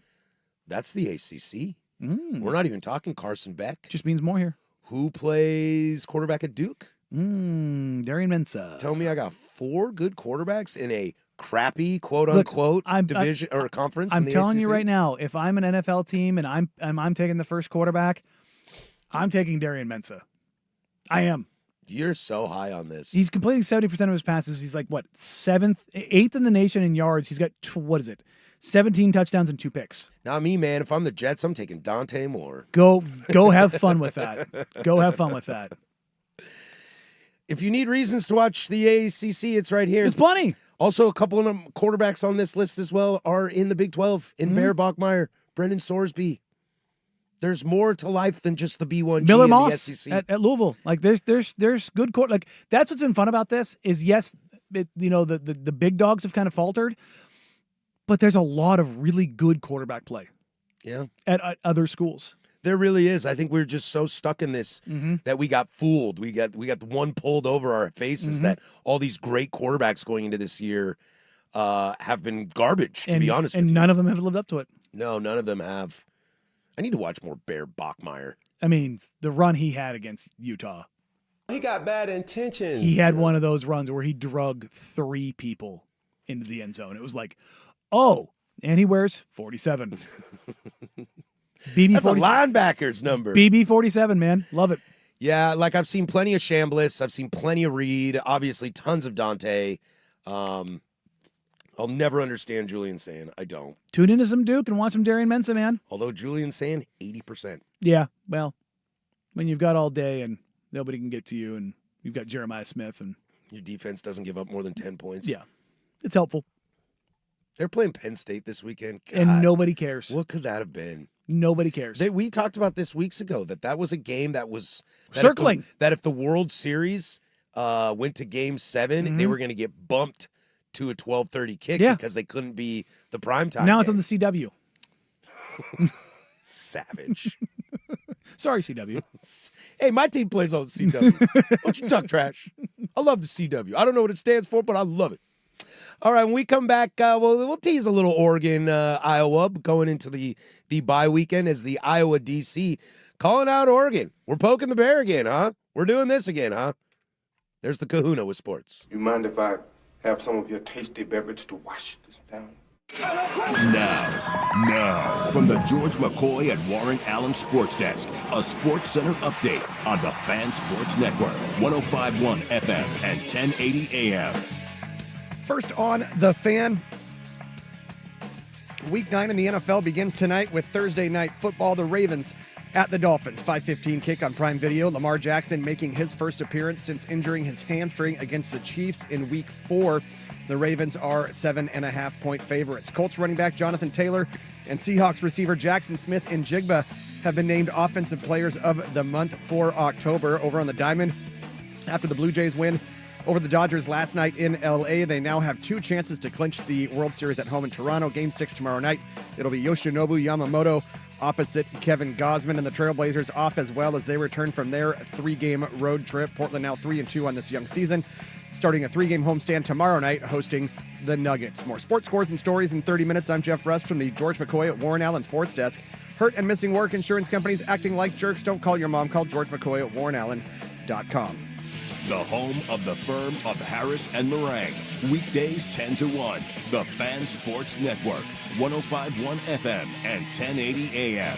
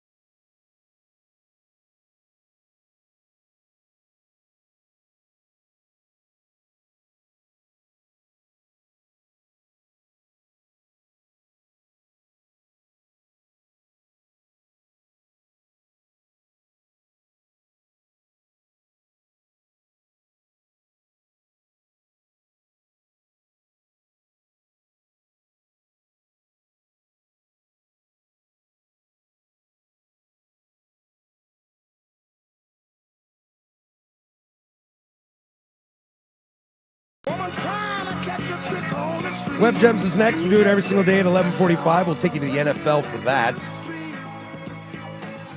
10 Toes Down at 12:15. Get those questions in. They can be Halloween. They can be sports. Some are flowing in right now. Get yours in before we run out of time. Also might have to have a conversation about Anthony Edwards being just delightfully entertaining. Just delightfully entertaining at some point today. No. Anti-Anthony Edwards, huh? Oh, no, I am. He's going on the list, huh? No, I'm pro. You heard it here first. Danny hates Anthony Edwards. No, he was hilarious twice in the game last night. I know, he's great. I love him. I absolutely. I just wish he wasn't such a giant douche canoe off the court. Well, you know, you work in this world a lot more than I do, but from a 3,000-foot view as opposed to a 30-foot view, I think there's a lot of guys in the NBA that are pretty douchey. Oh, they are. It's just, you know. But I think that's that way in every single sport. Like you want, go find me a white baseball player that's not kind of douchey. Yeah, that's fair. Yeah, I think there's a lot of them. Paging Bryce Harper. Yep. You know, I mean, Mike they're just everywhere. Mike He Trout. might be a quiet guy, but he's from Philly. Well, he's from Jersey, but you know what I mean. He's a Philly guy. Might be a little douchey. No. Not old Mikey. Can you be a bro and sober at the same time? Yeah. Mike Trout does it. You? I mean, yeah, I do it. I'm very broy. I'm aware, and I don't really drink. Yeah. I'm offended if somebody calls me a bro. You would be. Yeah, I would be. Yeah, you would be. It's so weird, man. Bro. Am I bro? No, I'm not bro. No. I am. I know. I'm aware. But like bros are like, dude, you're not a bro. And then nerds are like, dude, you're a bro. And I'm like, oh, this again. Yeah, you're neither. This again. Theater dork. Nobody ever wants to hang out with me. I don't have any friends. I don't have any friends. Nobody likes me. She doesn't even go here. Phil Parker, the defensive coordinator for the Iowa Hawkeyes, which I have to imagine I haven't looked at this guy's face, but is it safe to assume that all coordinators, unless their last name is Ferentz, are old white guys? I mean, does Kirk really love like the young up and comers, or does he just like hire the old gas cans that are still running the wishbone and have just discovered the forward pass? Although this year Iowa offense has been pretty fun. I have to actually making it happen. I'm gonna pull up Phil Parker real quick. Oh my God. What? Phil Parker is the most Phil Parker looking dude you've ever seen in your entire. Is he like 28 and good looking? Nope. Old white dude. Nope. Old white dude. There's something about that black and yellow 62 years old Hawkeye action that just screams old white guy. He had a quote when asked what he thinks of the Oregon Ducks as they will play in 2 weeks. Oregon on a bye. You can hear that game right here on the Fan Sports Network, home of the Ducks. He said, quote, "They have the whole package. It's well funded. I'll put it that way." End quote. And, you know, we went through this with Gundy, kind of poking the bear. And I asked you this question while we were doing show prep today, and I kind of don't understand it. I don't mean this as a sticking up for Oregon thing. Yeah, you do. Maybe I do. Maybe I do. Maybe I do. But I don't understand in the world of today's college football, where anybody can throw money at something and turn it around, why we're choosing to pick on Oregon. Nobody said that about T-Boone. You know, nobody's saying about what's going on in Louisiana. It's the massive influx of cash mixed with the flash. But I would argue that that's been around for 15 plus years now. How are we not over it? Because why is this a never forget? Because nobody else is popping up at Big Ten Media Day with a 50-foot tall duck. Nobody else is doing Grateful Dead jerseys. Nobody else has a mascot. But Signetti turning around Indiana doesn't fall in the same category? What is Indiana out there wearing? Are they wearing those ugly-ass Adidas jerseys? No. Looking simple as could be? Yeah. They're wearing old IU stuff. Nothing changes. There's no... What they do on the field is flashy, but it's not... Oregon has a full-on documentary series that is fully... And don't get me wrong, it's great. Russ, what's the weekly series they do? What's that called? Dusty talks about it all the time. He always references it. Them, us, that's Them us. versus us? I don't remember. No, It's something along ducks. It's ducks in there somewhere. Hang It's on. it's really cool. but it's awesome. It's like a package video of like leading up to the week. It's the one where you saw when Dan Lanning when they played Colorado. Mhm. You know, they play for clicks. Yep. Remember that whole thing? Like it's shot Let's get 'em, incredibly well. boys! Yeah. It's shot incredibly well. It's edited Is incredibly it well. ducks versus them? I think that's it. Yep. It's awesome. I can't watch that stuff. It's just too much for me. And again, I didn't go to Oregon, so I'm like, But- but see, that's the why point. am I watching this? But fan stuff? that's what I mean though. When you're on the outside looking in, they're almost Hollywood. You know what I mean? And so everybody looks at that and like, I don't like that. Yeah. Honestly, I get tired of it sometimes, but it is dope. It like the stuff they do, like the Grateful Dead jersey thing isn't for me. But Dirt had some of the gear on the other day. I was like, you know what? That's pretty cool. I thought the jerseys were fun. I've told you before. I've told Jake this before. I told Dusty this a million times. USC, show up 1 week in all black. Do it. But they don't. But they won't do it. They won't do it. break away. They won't be flashy. And I'm like, you're in LA. You're Hollywood. You should be the one doing this. But Oregon embraces it more than any other program in the country. And I think it's just starting to become a little low-hanging fruit. It is. I mean, It's taking a shot at a team because they ingested money in a sport that is now run by money. both can be true. Both can be true. I just think it's tiring. I'll say it again, it's low-hanging fruit. It's like, dude, come up with something else. But no, your old ass needs to be like, well, they're well-funded. It's like, cool, dude. You're not. Are you just mad? Are you just jealous? There's certainly not even a hint of that. Is this to back you up in case Dante goes out there and throws for 400 yards and 4 touchdowns, or Davison and Whittington have a combined 270 yards rushing against you? Is that all this is? Is this protecting your legacy, But your also, reputation at Iowa? when you do that, then you can set yourself up for, we just go out there and we play Iowa football for the kids. I know, it just pissed me off because I got a little soft spot in my heart for Iowa, and I don't want, any team that I'm kind of pulling for, not against Oregon, but in general, I pull a little bit for Iowa, to act this way because I think it's petty. I think it's low. And I think it's already been done, and Gundy got fired for it. Now, Ferentz isn't getting fired, and I don't think Parker's getting Kirk fired Ferentz could either. sacrifice somebody at midfield and be like, he probably deserved it. Kirk Ferentz could drop trow and poop on the 50-yard line and keep his job. Let him keep his job. They give him a raise. They might. Man, look at his poops. His poops are the best. They're so good. I'm actually really stoked about this game.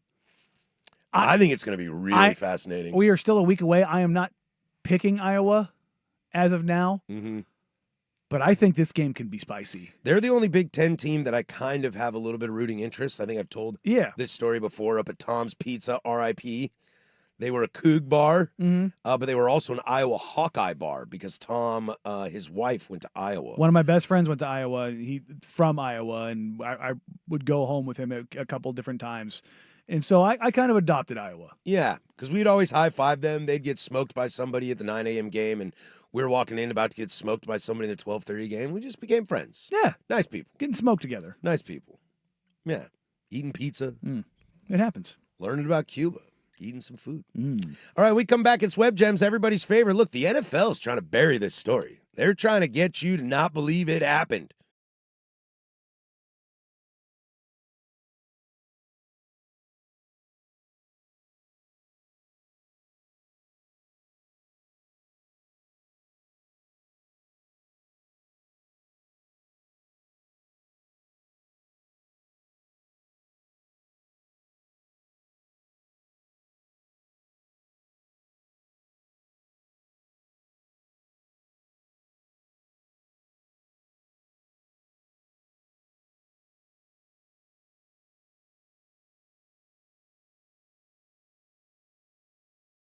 I've interrupted happy time. Sometimes it's bad. No, son of a... It's Web Gems, What'd you do? the firm of Harris and Meringue on the Fan Sports Network, 105.1 and 1080 The Fan. Learning about Cuba, having some food. All right, coming up here in the Big Nooner. Boy, if you hate commercials, today's your day here on the Fan. Didn't have enough time to yell about anything in the break. Danny didn't even get to finish scrolling. Nope. Good thing you didn't go emergency deuce, I always look. Sometimes, dude, you gamble with that way more than I do. I double check always, it's very quickly as we're hitting, not even before we're hit You in always the break. ask. You How always much time ask. do I have? The best is 2.5 minutes plus an update, and you're like, "Ooh, I got this." Got this. I've got the speed poop down to a fine science. Coming up in the big nooner, Return of the King tonight in football. Lamar Jackson is back, baby. We'll have 10 toes down at 12:15. Get some of those questions in as we are starting to pile those up. If you're texting in and you're asking questions that aren't like suitable for the air, but we usually text you back, we are unable to text you back right now. I've put in a ticket. I'm doing my best to fix that, so I apologize. So just keep that in mind. Keep that in mind. Today's Web Gem story is brought to you by the NFL. And do you remember when Minnesota was playing Week 5 in London? And Vikings kicker Will Reichard, is that how you say his name? Yes. He missed a field goal because of what looked like he hit a wire from a camera that was way up there.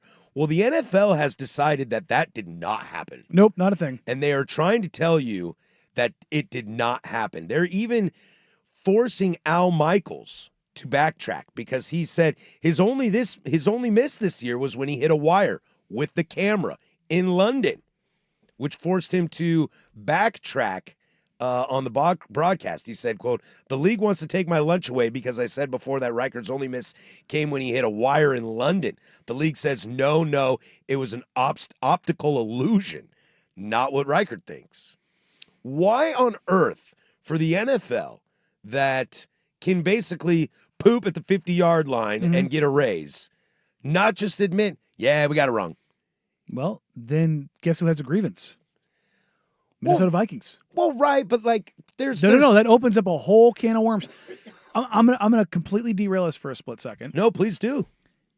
There's another grievance that might be happening in the NBA over the Terry Rozier part of this. Oh, why he got to keep playing? Not just that.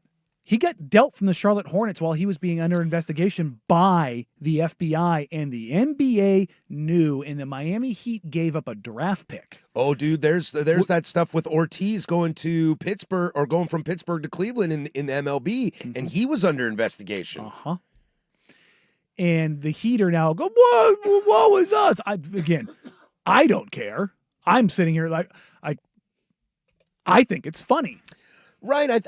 I think it's just weird that like officials can come out and say, yeah, we missed this play, or, yeah, there should have been, 3 seconds on the clock in this Rose Bowl and blah, blah, blah. But we're gonna. I love how you go to that one. I always do.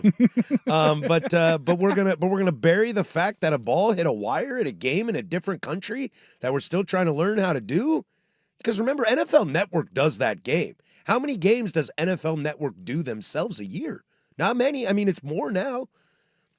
But you've got the CBSs of the world and the NBCs of the world and Fox there and ESPN. They're doing all the footage.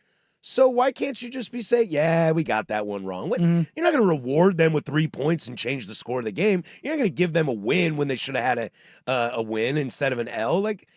But no, it opens up a door for a grievance. And if they could say, well, we need to replay the rest of that game from that point on. But the optics of it are like, you're going to double down on this? Yeah, why not? I mean, Auburn, this is the hill you're going to die on? Auburn got screwed over twice. Was it 2 weeks in a row? Or was that 2 out of 3 weeks? And they were just like, no, there's here, and moved along. They didn't say, no, that didn't happen. They just moved along. Yeah. I don't care. Auburn's got getting screwed coming to them. Something Michael Dyer. I love how we get picky and choosy. It's like, this team got hosed, and it's like, this other team got hosed the same way. You're like, yeah, screw them. Screw them. I did it with Miami. You do it with... Michael Dyer was down. With Auburn. You did it with... who did Russ... how much time do they have left? 3 seconds? Who were they playing? I wasn't at the end of the game, was it? No, I'm saying who were they playing? I can't remember who. Auburn? No. The 3 seconds left in the Rose Bowl. I have Wazoo against Michigan. 3 seconds. Yeah.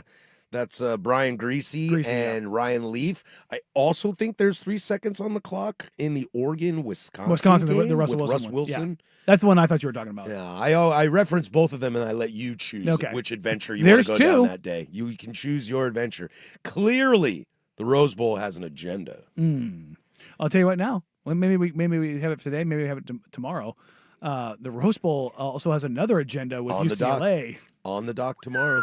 That's your web gems for tomorrow for a little sneak peek look ahead there. Tasty.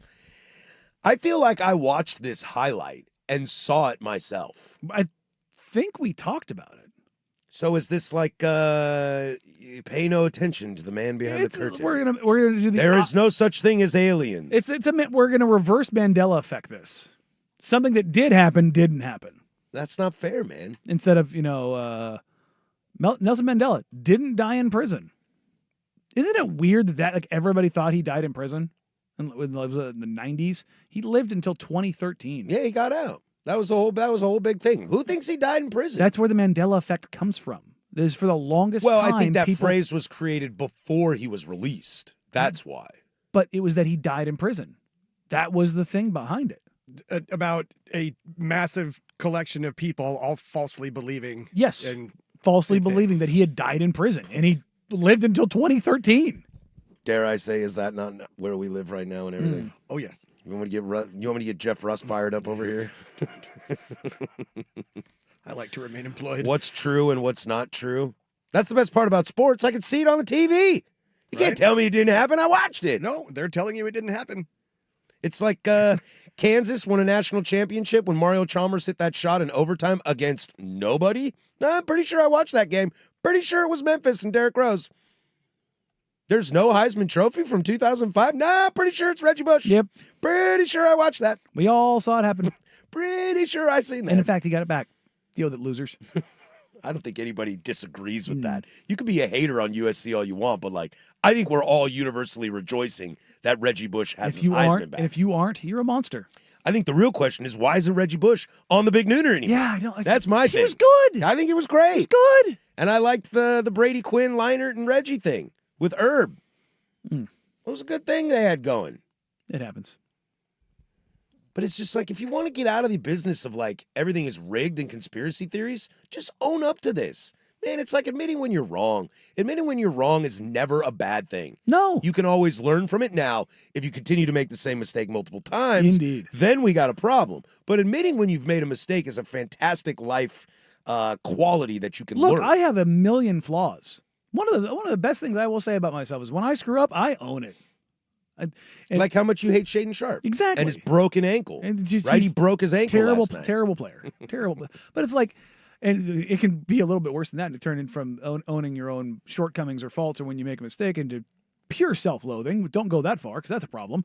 But yeah, no, I don't know why the NFL is not acknowledging this. I know. It's super, super weird. Well, we live in a world, especially with the Chauncey Billups, Terry Rozier news, and all the gambling stuff. And that's what I wonder, because everybody the impact of game on the books and what the books would have to then do. Yeah, but if that's a little ABS challenging in Major League Baseball. That's a can of worms, because now you're talking prop bets and that wasn't really a foul, that wasn't really holding, but you called it and it cost that would be I don't think it's that. I think it's just a weird thing in a world where people think your stuff's already rigged. Why not just be out in front and be like, yeah, I missed it, as opposed to, oh, he missed it. I think we all missed it. Got him. Yeah, I don't know, man. One of the conversations I hate the most is people that think sports are rigged. I don't think they are. But when you do stuff like this, meanwhile, Adam Silver's over here getting subpoenaed about what he knew and when because when you do stuff like this, it just keeps people thinking that the world is flat. They're like, well, Or I don't know, fishbowl cameras. As this texter so eloquently asked, did we ever land on the moon? Was that all staged? Yeah, man, we landed on the moon. Are you kidding me? We landed on the moon? Awesome. I want to go to space. I heard a My wife won't let me go to space. dumb stat the other day. Did you know, since I think it's December of 2000, it's October, November, December is one of the last 3 months, that in all of humanity, when you have been on the planet, you have been on the planet with every person that's ever lived on the planet, that was ever alive at that period in time. Oh, because everyone's died on the planet? No, yes, but I mean, not just that. But since December, or I think it was December of 2000, not a single person has been on this planet with every person on the planet, because since then there has been somebody in space at any given time. Oh, I see what you mean. So not the entirety of the human race has been on the planet at any given time since that day. Because the years pass when there's still people at the ISS and stuff like that. Somebody is always up there yeah, since then. And there might have been somebody not up there at some point. Mm-hmm. Yeah. Isn't that a weird one? That's one of those ones that kind of breaks my brain of oh. Yeah. That's kind of crazy to think about. We're big space people on this We show. are. We are big space people. Big space people. I just finished season 1 of The Expanse. Great show. One of my favorite shows of all time. There's 3 different storylines going on, and 2 of them just converged. There you go. I know exactly what you're talking about. If you ever Rusty, you got any shows like that where they got all the multiple storylines going, and then once they merge, you like get real excited? I was up till like midnight last night watching this stupid show. I think there's 9 seasons of it. Oh God. Yeah. It's a long way away. It's a great show, but it also after the first season, it didn't get picked up, and I think it started on Sci-Fi, and then Amazon picked it up. I think is what it was. Yeah. But that's one of my favorite shows of all time. Yeah, Thomas Jane. He's my favorite character. Miller, the cop. Mhm. I like him. Yep. Don't you say a word. I'm not going to say a word. Don't I you just say got a me word. very excited for a second. I was like, oh, that's right. Don't you say a word. Thinking about building a bookshelf full of all the great sci-fi series, even if I haven't read them. There you go. Just buy them and own them, so that in the case of the apocalypse, I'll have physical literature There you that go. I can read. I like it. You know, I didn't realize that sci-fi was like my favorite genre, as it were. I wasn't that, like I like Star Wars, but like The Expanse and the one that I'm watching now is the Foundation, based off the Isaac Asimov books, and like those are 2 of my favorite shows I've ever watched. Sci-fi's great. And I'm like, oh, I really dig this. I am a huge sci-fi nerd. I love this text. We learned about the planets too soon. In high school, our teachers should have been like, guess what, guys? Let me tell you something. You are not alone. Let me tell you something that will blow your mind. Wouldn't that be funny if we gate kept that knowledge until you were a senior in high school? There are other planets. Yeah. Like, what? Like we made sure. It's like a Santa Claus thing. Yeah. That there are no planets, and you're like, oh, it's just Earth, and the sun revolves around the Earth, Yeah. and then they're like, guess what, kids? You know, we just gave up a multi-billion-dollar idea I know. to Hollywood, And instead of going to the zoo on a field trip, you go to Mars. or you just go to a planetarium. But no Pluto. Yeah. Screw Pluto. I'm pro Pluto. Have you seen those planetariums that do like the full-on like projection and like you're walking inside the galaxy? Heck yeah, man. Those things are awesome. Also, laser light shows to Dark Side of the Moon. Well, that's Also that's stoked about a that. different show. Same pregame. You're, though.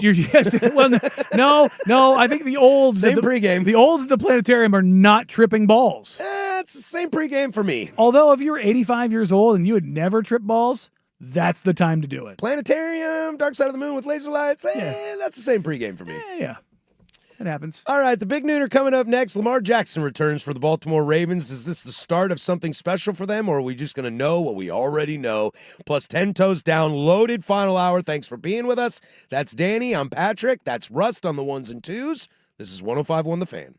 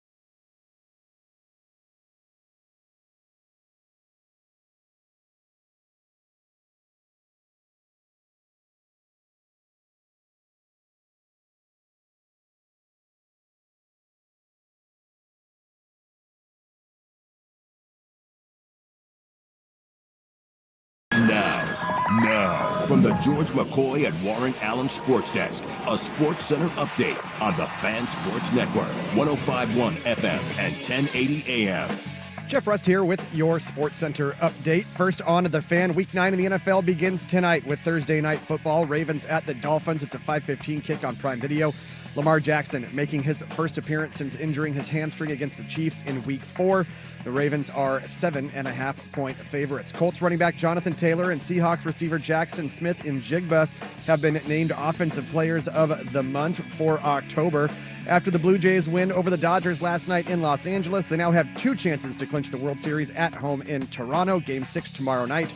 It'll be Yoshinobu Yamamoto opposite Kevin Gausman. And in the association, the Trailblazers, they are also off as they return home from their 3-game road trip. Now 3-2 on this young season.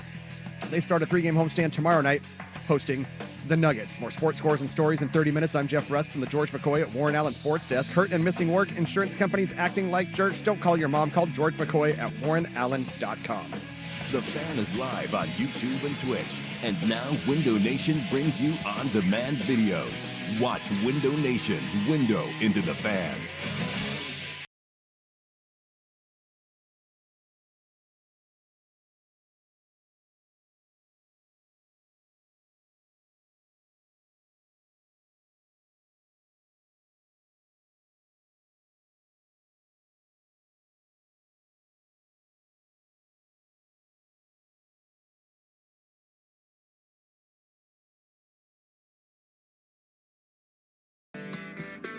Go Beavers. All right, 2 down, 1 to go here. The firm of Harris and Meringue. We do this bad boy every single day, Monday through Friday, from 10 to 1. Coming up after us will be Ducks Insider from 1 to 2. Then the Fan Happy Hour with Luke Anderson from 2 to 3. And then, baby, is prime time, 3 to 7. And bonus coverage tonight, recruiting with Andrew Nemick from 7 to 8. Wrapping up 14 hours of live, continuous, local, regional sports talk radio. If you missed any of this stuff, you can always check out the podcast, the Odyssey app. 503-864-6326 is the Fan text line. She'll let you interact with us throughout the day, along with the YouTube chats, youtube.com/1051 The Fan. We got 10 Toes Down coming up here in 15 minutes. So get those questions in, unequivocal answers to the questions that are pressing in your life the most, whether they're sports or what you got going on at home. What's your college football program record as a partner? I took a big one on that. There you go. On the text line, drop the black hole singularity theory on high school seniors and watch the existential breakdowns. That would be fantastic. There you go. Is Pluto becoming a non-planet low-key a big story that no one ever talked about? Hell yeah, dude. How did we keep that? How did we were just like, oh man, Pluto's not a planet? That's weird. Anyway. Yeah. That ain't cool, man. Because as a kid, I got taught Mercury, Venus, Earth, Mars, Jupiter, Saturn, Uranus, Neptune, and Pluto. Yeah. Yeah. Disney has a dog named after it. It's pretty rough, man. The Pluto erasure, I will not stand for. Me neither. Also, it's just kind of mean. Like, did you ever think about hurting Pluto's feelings? Nope. Just no love. Hate to see it, man. No love. Well, football's back, my friend. And who cared about Pluto anyways? Keep it moving. Moving on. This is how it happened. Well, I don't live in those circles. I don't know who I'm supposed to call to yell at and tell them that, like, Pluto needs to be, back in the rotation. Prank call like some planetarium or what's the big telescope place called? The one that's like in the James Bond movie? Yeah, It's in Brazil, I think. Oh, I mean, there's a couple of those. Like, it's not just the name of it, like the Hubble or anything like that, but there's a name for those buildings, and observatories. Thank you. I could not think of it. I'm smart. But yeah, we do just call it an observatory. SMRT. Correct grammar is me smart. Me smart. I am so smart. SMRT. But yeah, no. Do we just like crank call a observatory and be like, put Pluto back, you nerds? Yeah, I'm not sure. Remember all the meteor movies that came out in the late 90s, early 2000s? Armageddon, Deep Impact. And they always like there was somebody, just some random dude in New Mexico who spotted it first and wanted to name it. And one of them named it after his wife because nothing else could wreck anything else like his wife. I want to name it after my wife. She's sitting right there. Oh, because nothing else could wreck an entire civilization quite like her. I argue that as a partner, I am a 10-2 football program. But my wife deserves 12-0. There you go. She's Ohio State. which also created really funny things because of the ex-husband in Michigan. And I didn't even mean to. Oh. I inadvertently took a shot at Michigan and didn't mean to. Did you, though? Well, now I'm worried that it's just kind of embedded in the blood. That now I just don't even know it's happening. Yeah. Thursday Night Football tonight on Amazonia. The Baltimore Ravens are in Miami. Welcome to Miami against the Dolphins. It is the return of Lamar Jackson. Have you seen his numbers against Miami all time?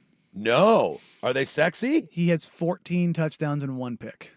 Ooh, I kind of like that. 14 tutties and 1 pick. And we know one thing. When Lamar is on the field with the Ravens, they score all of the points. Yeah, I did hear something interesting today, though, that defenses on Thursday Night Football on the away team have been really atrocious. Makes sense. Travel, short week. Is this the week that we see Lamar come back to form, or should we taper our expectations? It's a hamstring taper. And expect a rough outing from the two-time MVP? I don't know about rough, but maybe not as explosive. He's even said it's like, I've never had a hamstring injury before. I had to be real careful with this. And soft tissue lower body injuries, especially hamstring and groin. Hi, Scoot Henderson. Where you at, bro? A bunch of you have texted in the text line over the last couple of days. A bunch of you have DM'd me on Twitter. The Blazers said 4 to 8 weeks. We are at 4 weeks. We will get an update if nothing has happened when they hit 8 weeks. That is how they operate. I have asked, and I asked behind the scenes. I have told you all publicly, I expect him back around Christmas. Operate with around Christmas, and if he comes back before that, cool. And I'm going with the new year. Yes. Yeah, because you got to get in game shape. Yeah. And the 4 to 8 weeks is not when he returns to basketball. That's 4 to when 8 he's weeks is cleared. when he's cleared to return to basketball activities. And if you haven't done anything for 2 months, you're not going to ramp up in the freaking first week and go play basketball.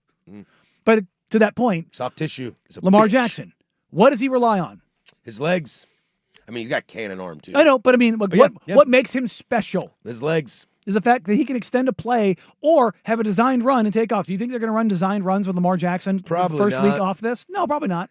Probably not. But, I mean, this is, I had to eat crow on this. I was super, super wrong. Speaking of things like admitting your mistakes.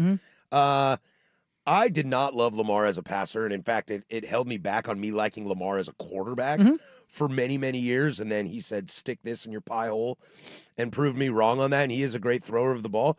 I would love to see a game plan tonight of him just old man statue in the pocket and see what happens. Can that offensive line run the ball? Hello, Derrick Henry. Can the offensive line hold it together and get established a run game together? Because this Miami team is weird, man. They look real good last week, but they're also a dumpster fire. So it's like, which one am I going to get? And I wonder if some traditional old-fashioned football of running the football, pocket passing, can get the job done. Because if you can go into Miami and just kind of get the job done and get out with a W, what do we always say? No style points in the NFL. If you can get out with a W, it could send you on the right track. NFL don't matter.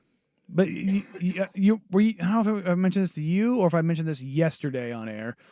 You know what the Ravens' new motto is, right? What's that? 12-5. Oh, right. Just went out. Went out. Be that team. Which it'll change to 11-6 and probably 10-7. But, It's going to have to, I imagine. I do not expect them to run the table with No. the amount of problems that they have. No. But maybe Miami is a get-right game for you, I mean, they should have been a get-right game and handle business, Atlanta.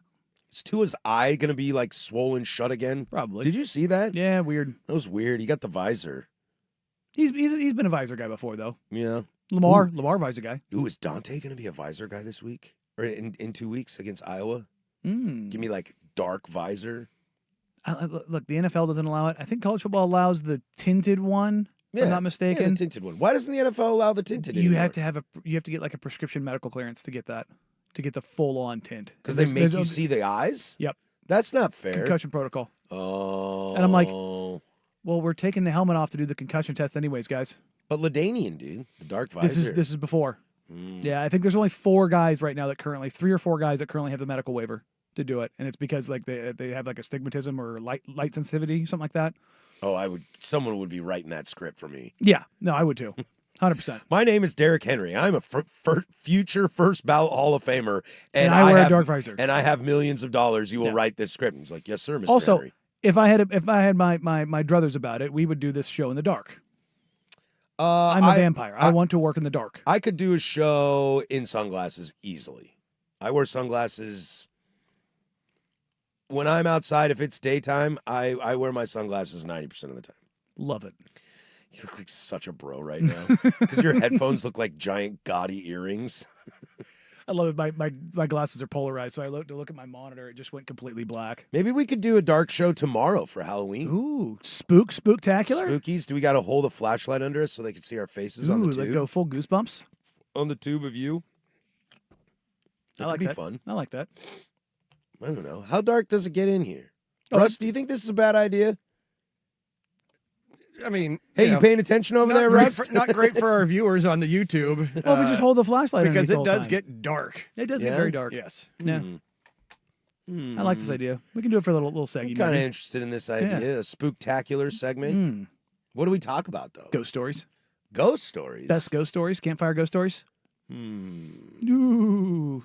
I don't think I have any good ghost stories. I don't really either. I can tell horror stories. What are good sports horror stories? Oh, those kind of horror stories. Just people haunting your dreams? Like who lives in your head rent-free? Someone out there is still scared of Warren Sapp? Rufio in your kitchen right now about saying waxing poetic? That doesn't live in my head.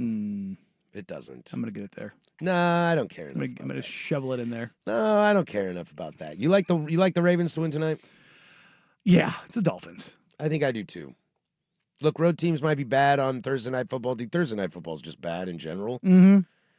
But I don't know. I mean, last night, yeah. Yeah, and Adam Mares, who does All City and the DNVR group for his coverage there, and he's like, this team looks like they gave up. And I use the drop that we use all the time.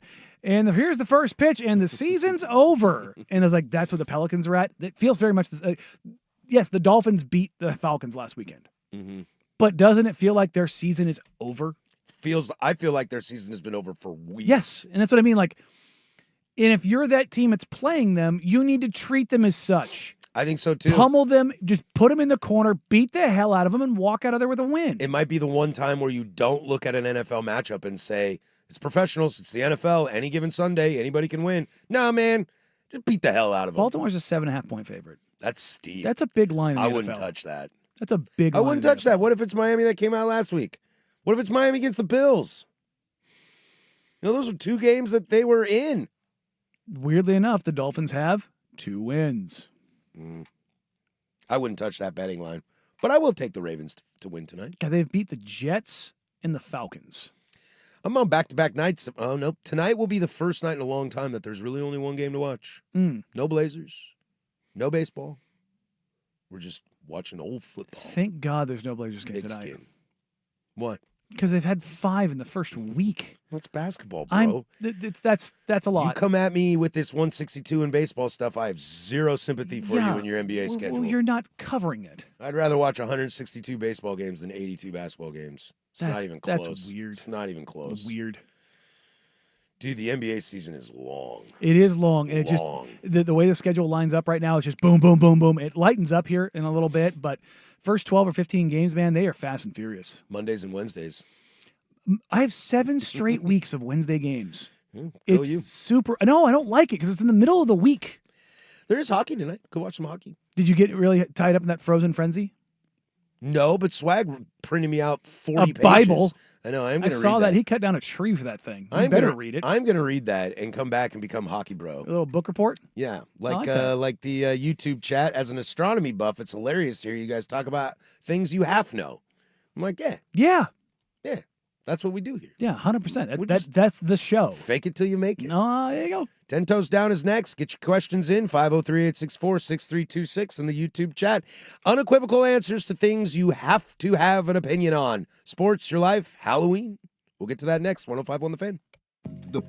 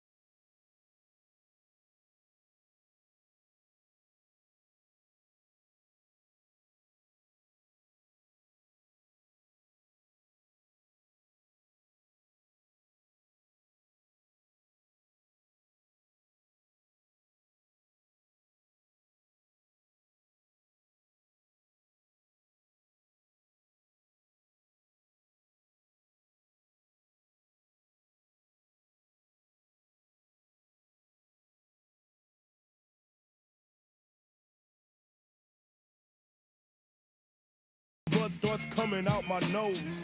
It's somebody watching the act, but I don't know who it is, so I'm watching my back. This is 10 Toes Down. We do it every single Thursday at 12:15. Get your questions in, 503-864-6326, or over on the YouTube chat. We'll throw a little Halloween in here as well. Some foods, some sports, some Zers just got sent in. Some what got sent in? Some Zers. It's just static. Some what got sent in? It's what I call zebras. Zers. Zerbs. I saw the stupidest video of a zebra that made me laugh harder than I ever thought I could laugh. It was like at a wildlife refuge in South Africa. I think it was South Africa. The accent sounded familiar. Maybe it was a South African in Africa on safari. Okay. And it's a middle-aged, like not fully grown zebra, and there's like a pretty tall fence, and it's like a catch fence. This zebra runs at it full speed like a possessed bull, and like puts its head in the catch fence and flips over it and is free. Whoa. And it's just sitting there looking around like, what do I do now? And it just sits there frozen. Like it does like a full-on front flip. It throws it like 8 feet into the air. And it just kind of like looks around like freedom. And then it's trying to get back over the fence. Like, oh no, what have I done? But I laughed so hard because I didn't like a zebra doing like, and it didn't look parkour. Yeah, that's exactly what it looked like. It looked coordinated. It didn't look like it was just like falling, butt over tea kettle. Damn cool. Yeah, and I was like, dude, that zebra's got skills. I saw one yesterday. It wasn't a zebra, but it was a deer of some sort, an antelope of some sort, this big old one, who saw an electric fence that was like, I don't know, 5.5, 6 feet tall. And he just stood there and looked at it, needed to go to the other side, took one step back, one step forward, stood there for a moment, and then just flat-footed on the ground. Cleared it like it's nothing. Cleared it. Deer, I almost hit one on the way in this morning.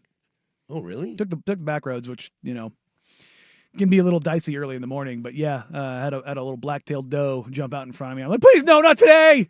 I once hit a deer in Idaho. It was so sad. One of the saddest days of my life. I killed it. Oh, did you? Yeah. Dinner? No. No. You can't cook food that you kill on the road. I mean, because then people think you're like swerving into it. I think RFK Jr. would like a word. Let he who is not cast the first stone. This is 10 Toes Down. As you ask the questions, we will answer them unequivocally, as they must have full belief in your answer and no goofing off with it. I'll give you an easy one here, 10 Toes Down. A great bowl of ramen is better than a great bowl of pho. 10 Toes Down, ramen. Ooh, I'm an easy one on this. It's pho. Pho is my favorite food in the world. There is something about great ramen because you get the soupiness. Totally. You get the noodles. You get like I like a good beef with the egg. Mm-hmm. Oh man, it's a little bit of chili flake or the chili crisp, excuse me, buddy. And I don't get into the ramen world because it's too fatty for me. Did you just up down me? Did your fat ass just up down me? You're damn right I did. How From one dare fatty you? to another. How dare you? How dare you? How dare you? Oh my God. Goodness gracious, it's too fatty for me? Yes. How? Because of the egg and all that stuff. You've told me what you eat. I don't eat fatty stuff. You've told me what you drink. Well, yeah, okay. Well, that's just caloric. Come on. Wow. Yeah. Wow. Yeah. I've never been more offended by you in my life. I'll give it time. And that is something. That's not true. 10 Toes Down. That was the most offensive thing Danny's ever done to me. You just up-downed me? Yeah. I did. Oh, my God. How dare you? It's not that fatty. It's fattier than pho. Sure. Then freaking bone broth. Sure. I love pho. Don't get me wrong. Pho is tremendous. But good ramen is an absolute certified banger. Goodness gracious. It's too fatty? Yeah. We're not talking about eating like a freaking prime rib Yeah, here. I don't like prime rib or brisket either. Well, I mean, I like them, but I tend to not go to them because they're too fatty. Oh my God. I can't Too believe fatty. I can't believe you up down me. I'm really, really, really hot and bothered by that. I'm hot and bothered you called ramen too fatty. Wow. Mm-hmm. Halloween edition, 10 Toes. What is the hottest, naughtiest Halloween costume a woman can wear? Schoolgirl, cheerleader, maid, or angel devil? There's one missing. What? Meow. Ooh, the kitty cat. I also saw a woman once rock a Reno 911. Rust, who's the guy with the short shorts? Oh, Lieutenant Dangle? Dangle. I saw a woman wear that one time, and I went, didn't know you could sex that up like that. Well, the reality is you can do anything with that. Yeah, if you got the goods, you can sex up anything. You got the goods, you can do that. But yeah, I think it's all of the above. I know. I tend to It depends on who you got and what you're rocking with. I try to stay away from the schoolgirl aspect just because of like kind of being gross a little. Yeah. But also you kind of like it. The maid, Hey, I don't know. we don't kink shame here. I've never had a maid. I've never really like seen a maid. Wow, you're not living a sex positive life, are you? You know, hey, wild take here that hopefully old That got a preschool's, giggle out of Russ. hopefully preschool's not listening right now. You don't have a little hot for teacher? I don't need it. Yeah, well, I don't need nice it. save. Nice Yeah, save. I don't need it. I don't need the cosplay. I don't need the. I mean, it's not a matter of what you need. Or the kink stuff. No shaming. I know, but I just. No shame either. It's just sometimes it's fun. You're asked like, do I look good in this? Like, I don't care what you look in that. Yeah. I don't. Yeah. I mean, we've all had it with our women of like, it doesn't matter what you're wearing, how much or how little. We love you. If I had to take one of those and a 10 toes down, I'll go the cheerleader, I guess. College cheerleader. There you go. Nice save. Yep, there you go. But I'm here.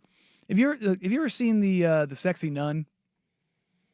How do you sexy nun? I mean, you can sexy anything. That's my point. I've seen a couple of those before, and I'm like, that one feels a little wrong. But I get it.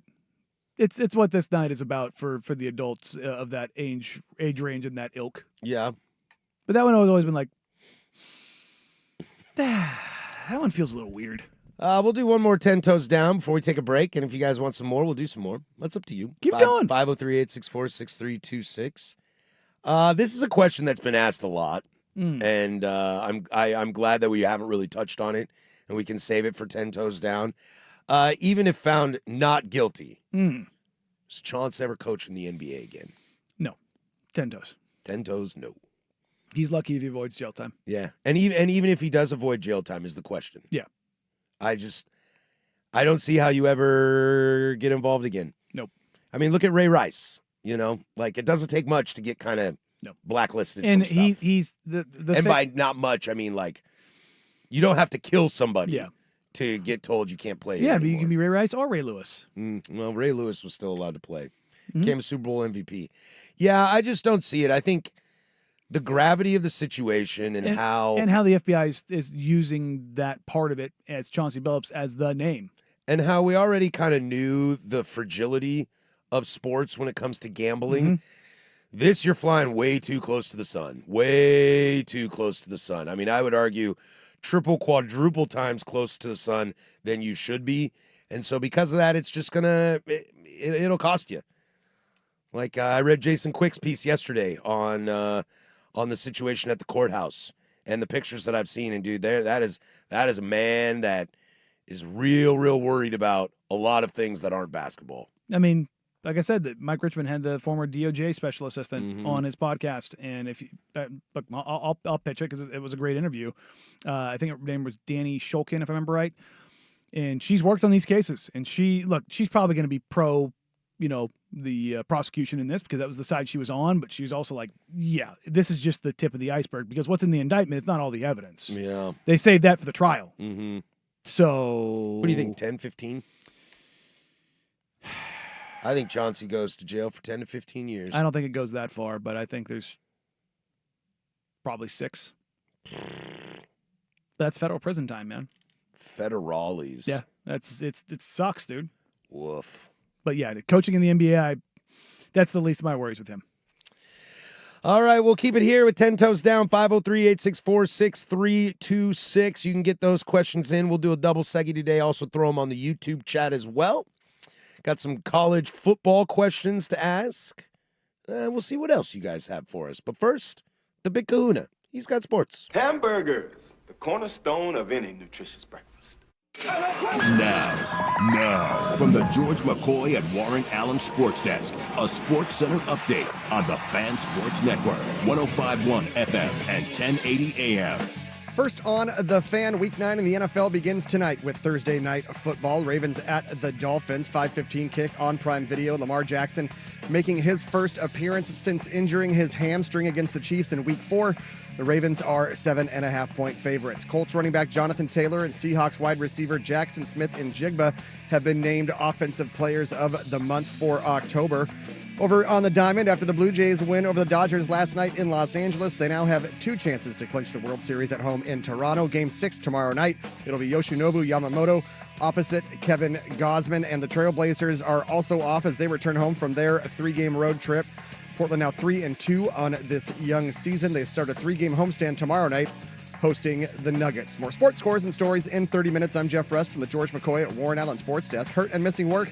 Insurance companies acting like jerks? Don't call your mom. Call George McCoy at warrenallen.com. The home of dirt and spray. Weekday morning 6 to 10 a.m. The Fan Sports Network, 105.1 FM and 1080 AM.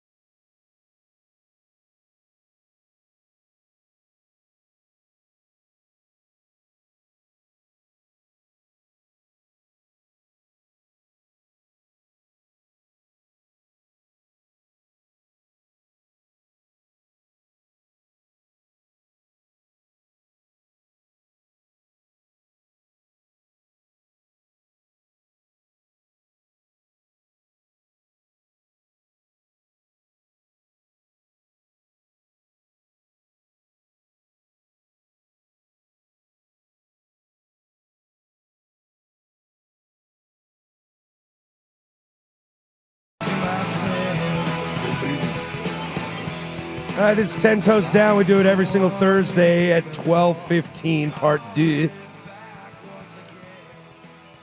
Hope we all have a safe and happy Halloween tomorrow. I will be dressed up. Make sure it's not too fatty. I'm going to dress up in here. Halloween is gluttonous.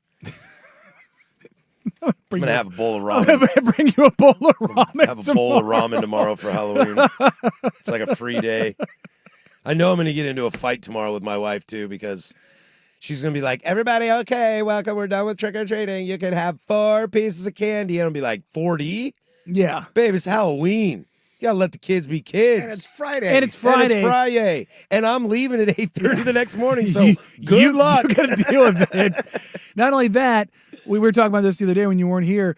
We have freaking daylight savings on Sunday. Oh, do we? Yes. Fall back. Ugh. That's an extra hour, right? Yeah, it's just yes, sir. it's going to throw everything off. Well, I noticed that because you're going to love this. Kick times in Europe for football are all different now. It's like, oh. Because they don't follow stupid daylight savings time. 10 toes down. Daylight savings. Go away. Go away. Be done with it. Look at us. Look at you, MAGA, me woke, and we agree on it. I am sitting here in a red hat. God dang it. Unbelievable. Look at that. Look at us agreeing, crossing party lines. Good God. Only the government would open back up and do something, you losers. Yeah, absolutely losers. Where to go? 10 toes down. Do you think WSU fans will be louder than Oregon State fans in the Pac-2 championship part 1 this weekend? Also, for the record, this is technically a non-conference game. This is a non-conference game this weekend between Wazoo and Oregon State because you can't have the same team scheduled twice in a conference game, which means the Pullman game after Thanksgiving. That's the conference game? That's the conference game, which means that's the Pac-2 winner. The game will be in Corvallis next year when we only play once. So I'll probably go to Corvallis 2 years in a row. Look at you. Looking out. Although the Thanksgiving weekend makes it a little tough. I really hate that game's on Thanksgiving weekend. I hate that Wazoo plays a game on Thanksgiving weekend. Why? Because Pullman's 5.5 hours away. Oh, I think you're about going and sometimes the Corvallis. games are on like Friday at noon. Like when we had the Apple Cup, which is dope. I loved it that weekend. But every once in a while, when Leach left and Wazoo started being bad, the Apple Cup would be at 12:30 on a Friday after Thanksgiving. Like, dude, how am I supposed to get there and party? You want me to leave Thanksgiving night after dinner? I'm all fat and sassy. Yeah. No, I'm not into that. You just gotta get that PJ life. Do you think we are going to out yell the Bees on Saturday? 10 toes down. Yes. Yes, because Corvallis has not exactly been lively. Yeah, I just wonder because of it being kind of Halloween weekend and people partying, that it might be a good idea to go to the game. Yeah, you might get another stupid group of kids like that one that was on that newscast. You saw that, right? 6-7. Oh, God. 6-7. Unbelievable. I've officially ruined 6-7 at my house for Good my kids. for you. Yeah. Good for you. And they're not happy about it. Perfect. They're mad. Yeah. Like, I can't get them to stop saying bro. But you got 6-7's gone. I got 6-7 out. They are not pumped with me. I mentioned it around a kid who's about 15. I said something. He's like, I don't know, it's 6 or a 7, and he was like, oh, 6, 7. I was like, don't you start with me. Don't you start with me. Mm-hmm. Little whippersnapper. And I saw a reel on IG yesterday or the day before. It's like me being 40 plus years old and mad about 6-7. Me also in middle school. I am the great Cornholio. You know what I mean? Like, yeah, damn. It's also true. I did see a great one of kids these days will never understand what the dab truly meant when we were kids, and it's us doing the DX suck it. Yeah, that's 100%. Like 12 years old looking at a teacher going, suck it. Yeah. I think the Oregon State fans will come out to play. It's also going to rain. It's not going to be fun which weather. will damper it down. Yeah, I guess us Cougs have traveled. Yeah. We're going. You're in. We're going. You're in it. If you're local going. and you're like, it's crappy out. I don't want this. I spent $100 on a new jacket. Well, not $100. I got a good deal on it. There you go. But a new rain jacket. Rain jacket. So sexy, dude. Mm-hmm. It's so sexy. Or is there going to be a video? And of it's a you- little large, so I can wear a sweatshirt underneath. So you can eat ramen. Probably just candy. We're going to see a video you pop up of you peeing in a storm drain. No, but I could be Fireball Guy 2.0. Fireball Guy. How strict is security at Oregon State? I don't know. I haven't been to a game of Reeser in a long time. Going to test that? Yeah, I haven't been to a game of Reeser in a long time. I don't know what I'm going to do. They serve alcohol at Reeser? They do now, don't Does they? anybody know? I'm almost certain they do now. I thought I saw that was part of the like 2 years ago they started. Yeah. Well, I'm almost certain. I know they do it at Oregon because We just started this year at Wazoo. yeah, because which I hate because I prefer re-entry. there may or may not be members of the staff that did not make it to an end of a game. Some of us played hurt. I think I will probably strap some liquor to my body. There you go. I like that. Old school style. Plastic. Yeah, but do we go like rum, whiskey, I mean, tequila? that's me. Dude, have you ever had a tequila and Coca-Cola with lime? Yes. Dude, it's delicious. I'm a Diet Coke guy, but yes. It's delicious. I don't like Diet Coke. Look, I know I'm weird. I like the taste of Diet Coke over the taste of regular Coke. I am told they serve alcohol at Reeser. That's how I am with Dr. Pepper. Yeah. You're a Diet Dr. Pepper guy? I'd rather do Yeah. especially the cherry. Oh, it's a banger. Yeah. It Diet is. cherry? Yeah. The What's Diet wrong Cherry with Dr. you? Pepper. That's just my opinion. No. I prefer that over the regular. Guys, soda's terrible for you. Go fully leaded. Nah, I don't. Well, I get yelled at too if I drink too much sugared soda. Like I have to reserve that for my Coca-Cola I always addiction. I always feel crappy when I For your drink Coke? when I drink sugar. Cola? Yeah, when I drink sugary sodas, I always feel like crap afterwards. Maybe it's Well, because I've always drank diet. Mm. Well, and it's bad sugar for you. Yeah. So one thing I'm kind of with RFK on is getting rid of high fructose corn syrup. Stuff's really bad for you. It's not great for you, Bob. A Mexican Coke is awesome. You ever had a Mexican squirt? Oh God, yeah. Baby. Usually I pay extra. Boom. Roasted.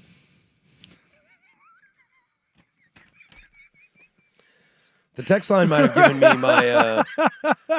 That may be an all-time record for silence on the air.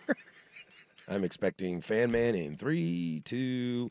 Wondering how many of these from today I can actually use in a show promo. Hopefully none, dude. My mom is probably listening. I did just get a new costume idea from the fan text line, 503-864-6326. I Dream of Jeannie.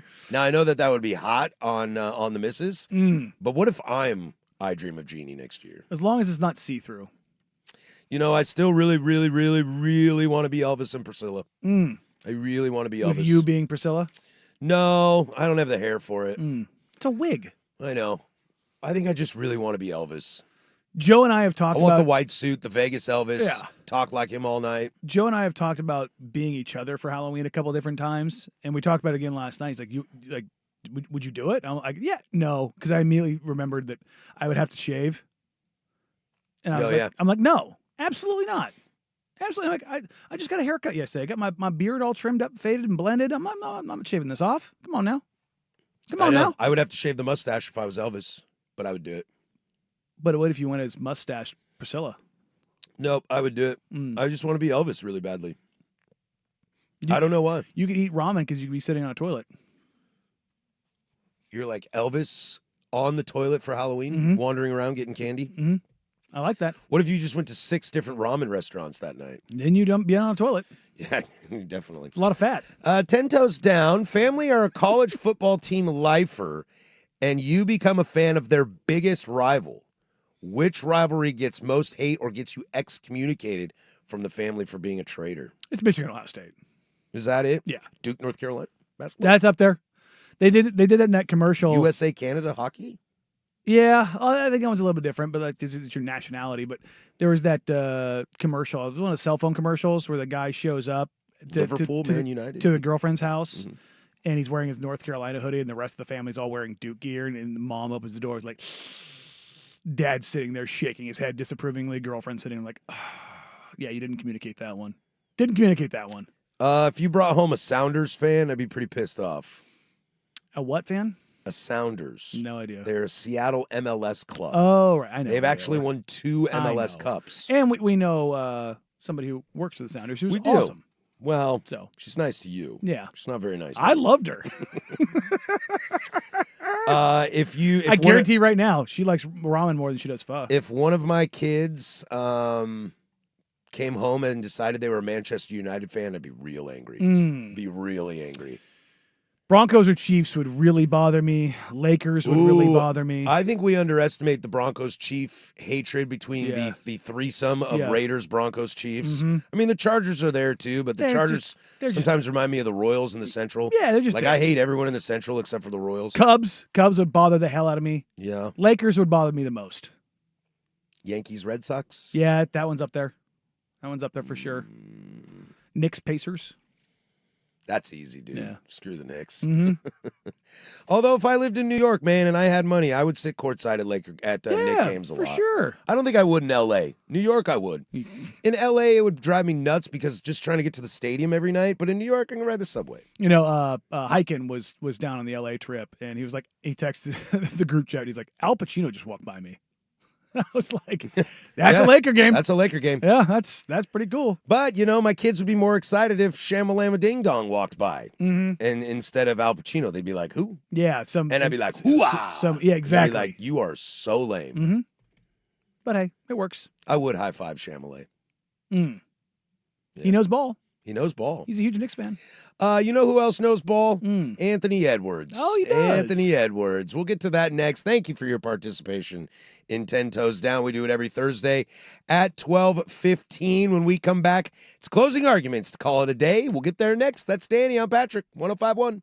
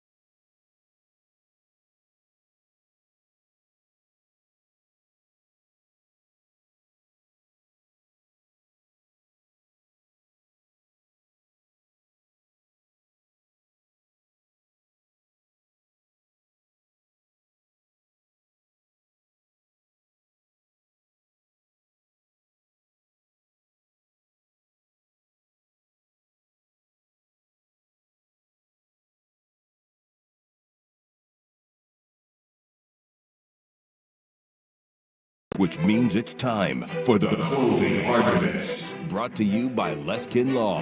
One-day divorce mediation. Peace treaties, not war plans. Visit LeskinLaw.com for more information. You want answers? I want the truth! On the Fan Sports Network. You can't handle the truth! 105.1 and 1080, The Fan. God, I hate this show. All right, that'll do it for us. This is Closing Arguments. We'll send you on your way. Coming up on tomorrow's show, I wrote, Kent State is stoked. Because I read a fun article. So a big football day tomorrow for you guys. That is a Football Friday on the Fan, as it always is. We'll do our walk around, our stroll through the merry gardens of the Pacific Northwest. Only one game. Only one game this week. Oregon and UW both on buys. So we'll give a little love on that. It'll be Halloween. So have a good time with that. Plus, we'll take a little peek at some college football games that at the beginning of the season looked like banger of a week, and now it seems like kind of a sad week. But we'll finish up closing arguments here with I think I've decided that my new favorite player, not named Klay Thompson, to watch in the NBA is Ant Edwards.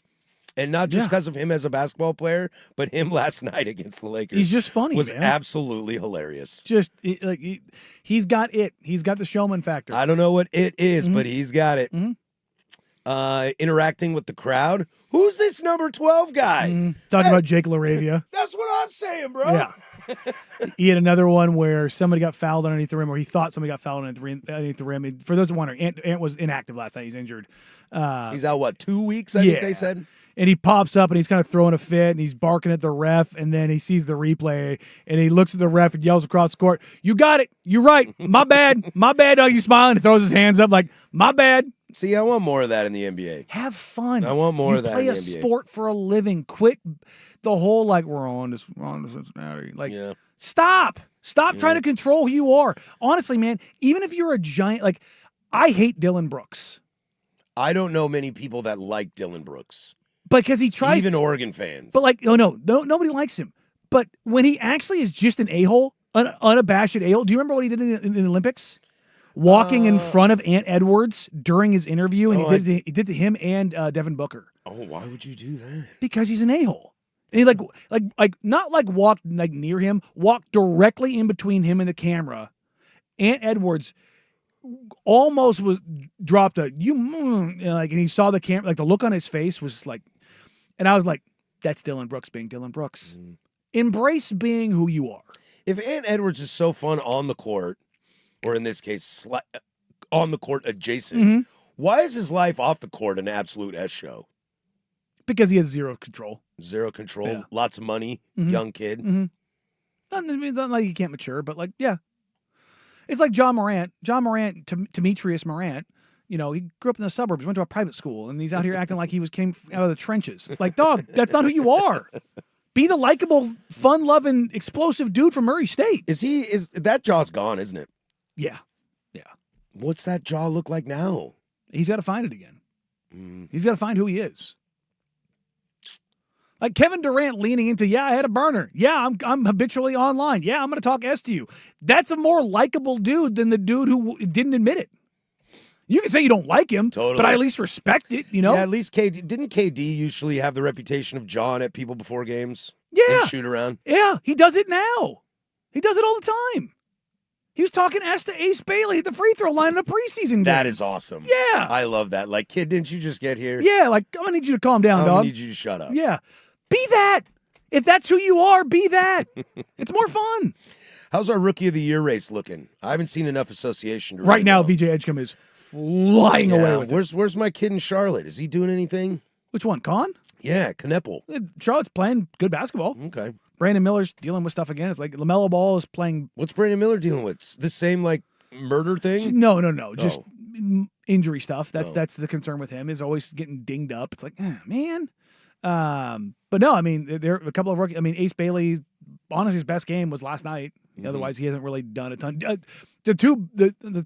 Coward's been good. Coward's been good. I'd say the top three right now are VJ Edgecombe, Dylan Harper, and Cooper. I saw did you see VJ and Maxey on Inside the NBA yesterday? Chuck being great. Yeah. Chuck being great. Maxey, I know you got paid and you deserved it, but you need to spend some of that money and give VJ some stuff on his walls. Yeah. Because it's just bad. That was really, really funny. And I like VJ on that during that interview very much looked like, oh my God, I'm in the league. I'm being interviewed by Chuck. He's making fun of me, but also telling me I'm really good at basketball. I don't know what to do here. Also, his I thought name, that was fun. VJ is short for Valdez. Why is there a J? Well, I can't remember what the other one is, but Valdez Edgecombe is a dope name. I mean, yeah. Go by Valdez. Go by Valdez. He's probably been VJ since he was, 6 years old. I spent a week with him at Hoop Summit. Valdez Drexel. Yeah. Edgecombe Jr. Drexel with a J? No, with a D. So there's no J. No. It could just be he is a junior, so it could be because maybe he's there you go. Valdez Jr. There you go. But Valdez is a dope name. Valdez is a dope name. But I spent a week with him at Hoop Summit. One of the highest character kids I've ever covered there. Well, the smile on his face tells me that all the time. He's one of them ones as a dude. Every time he smiles, it makes me smile. Yeah, Marshall Cho had him as a coach. Cho, obviously, local coached here at high school ball and very ingrained in the region. Couldn't speak higher of the kid. How did he not go number 2? Is Harper that Harper's, potential? I mean, bigger. That's the thing. It's bigger. Yeah. Where VJ's more combo-y guard, Dylan is combo-y guard, but bigger, which allows you to overcome a lot. But Dylan's been really good. I'm excited that the Sixers have moved on into like a new life of basketball because I'd rather watch Maxey and VJ than. Yeah, it's a different version, but it's kind of Dame CJE. Oh, really? It's 2 smaller guards. 2 small guards. Who They're runs point on that? Does Maxey run the point? Yeah. VJ's more off guard. Yeah. VJ is very Victor Oladipo-y. But what if they have a 7-footer that can actually play? Yeah, well, they do have an MVP if he could just, be healthy.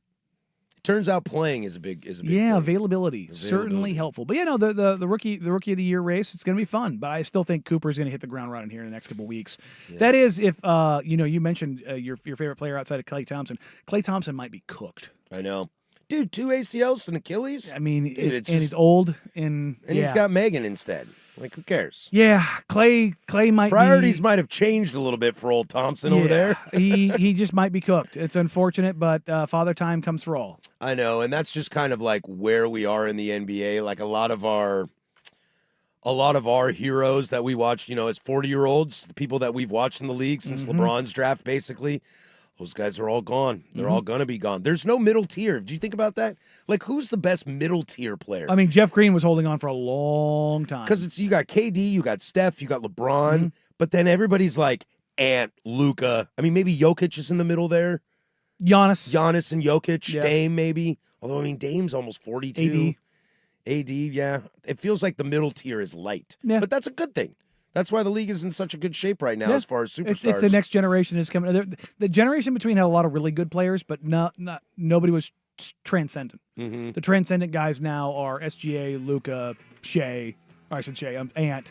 Like it's that next group of guys. That group of guys in between were really good.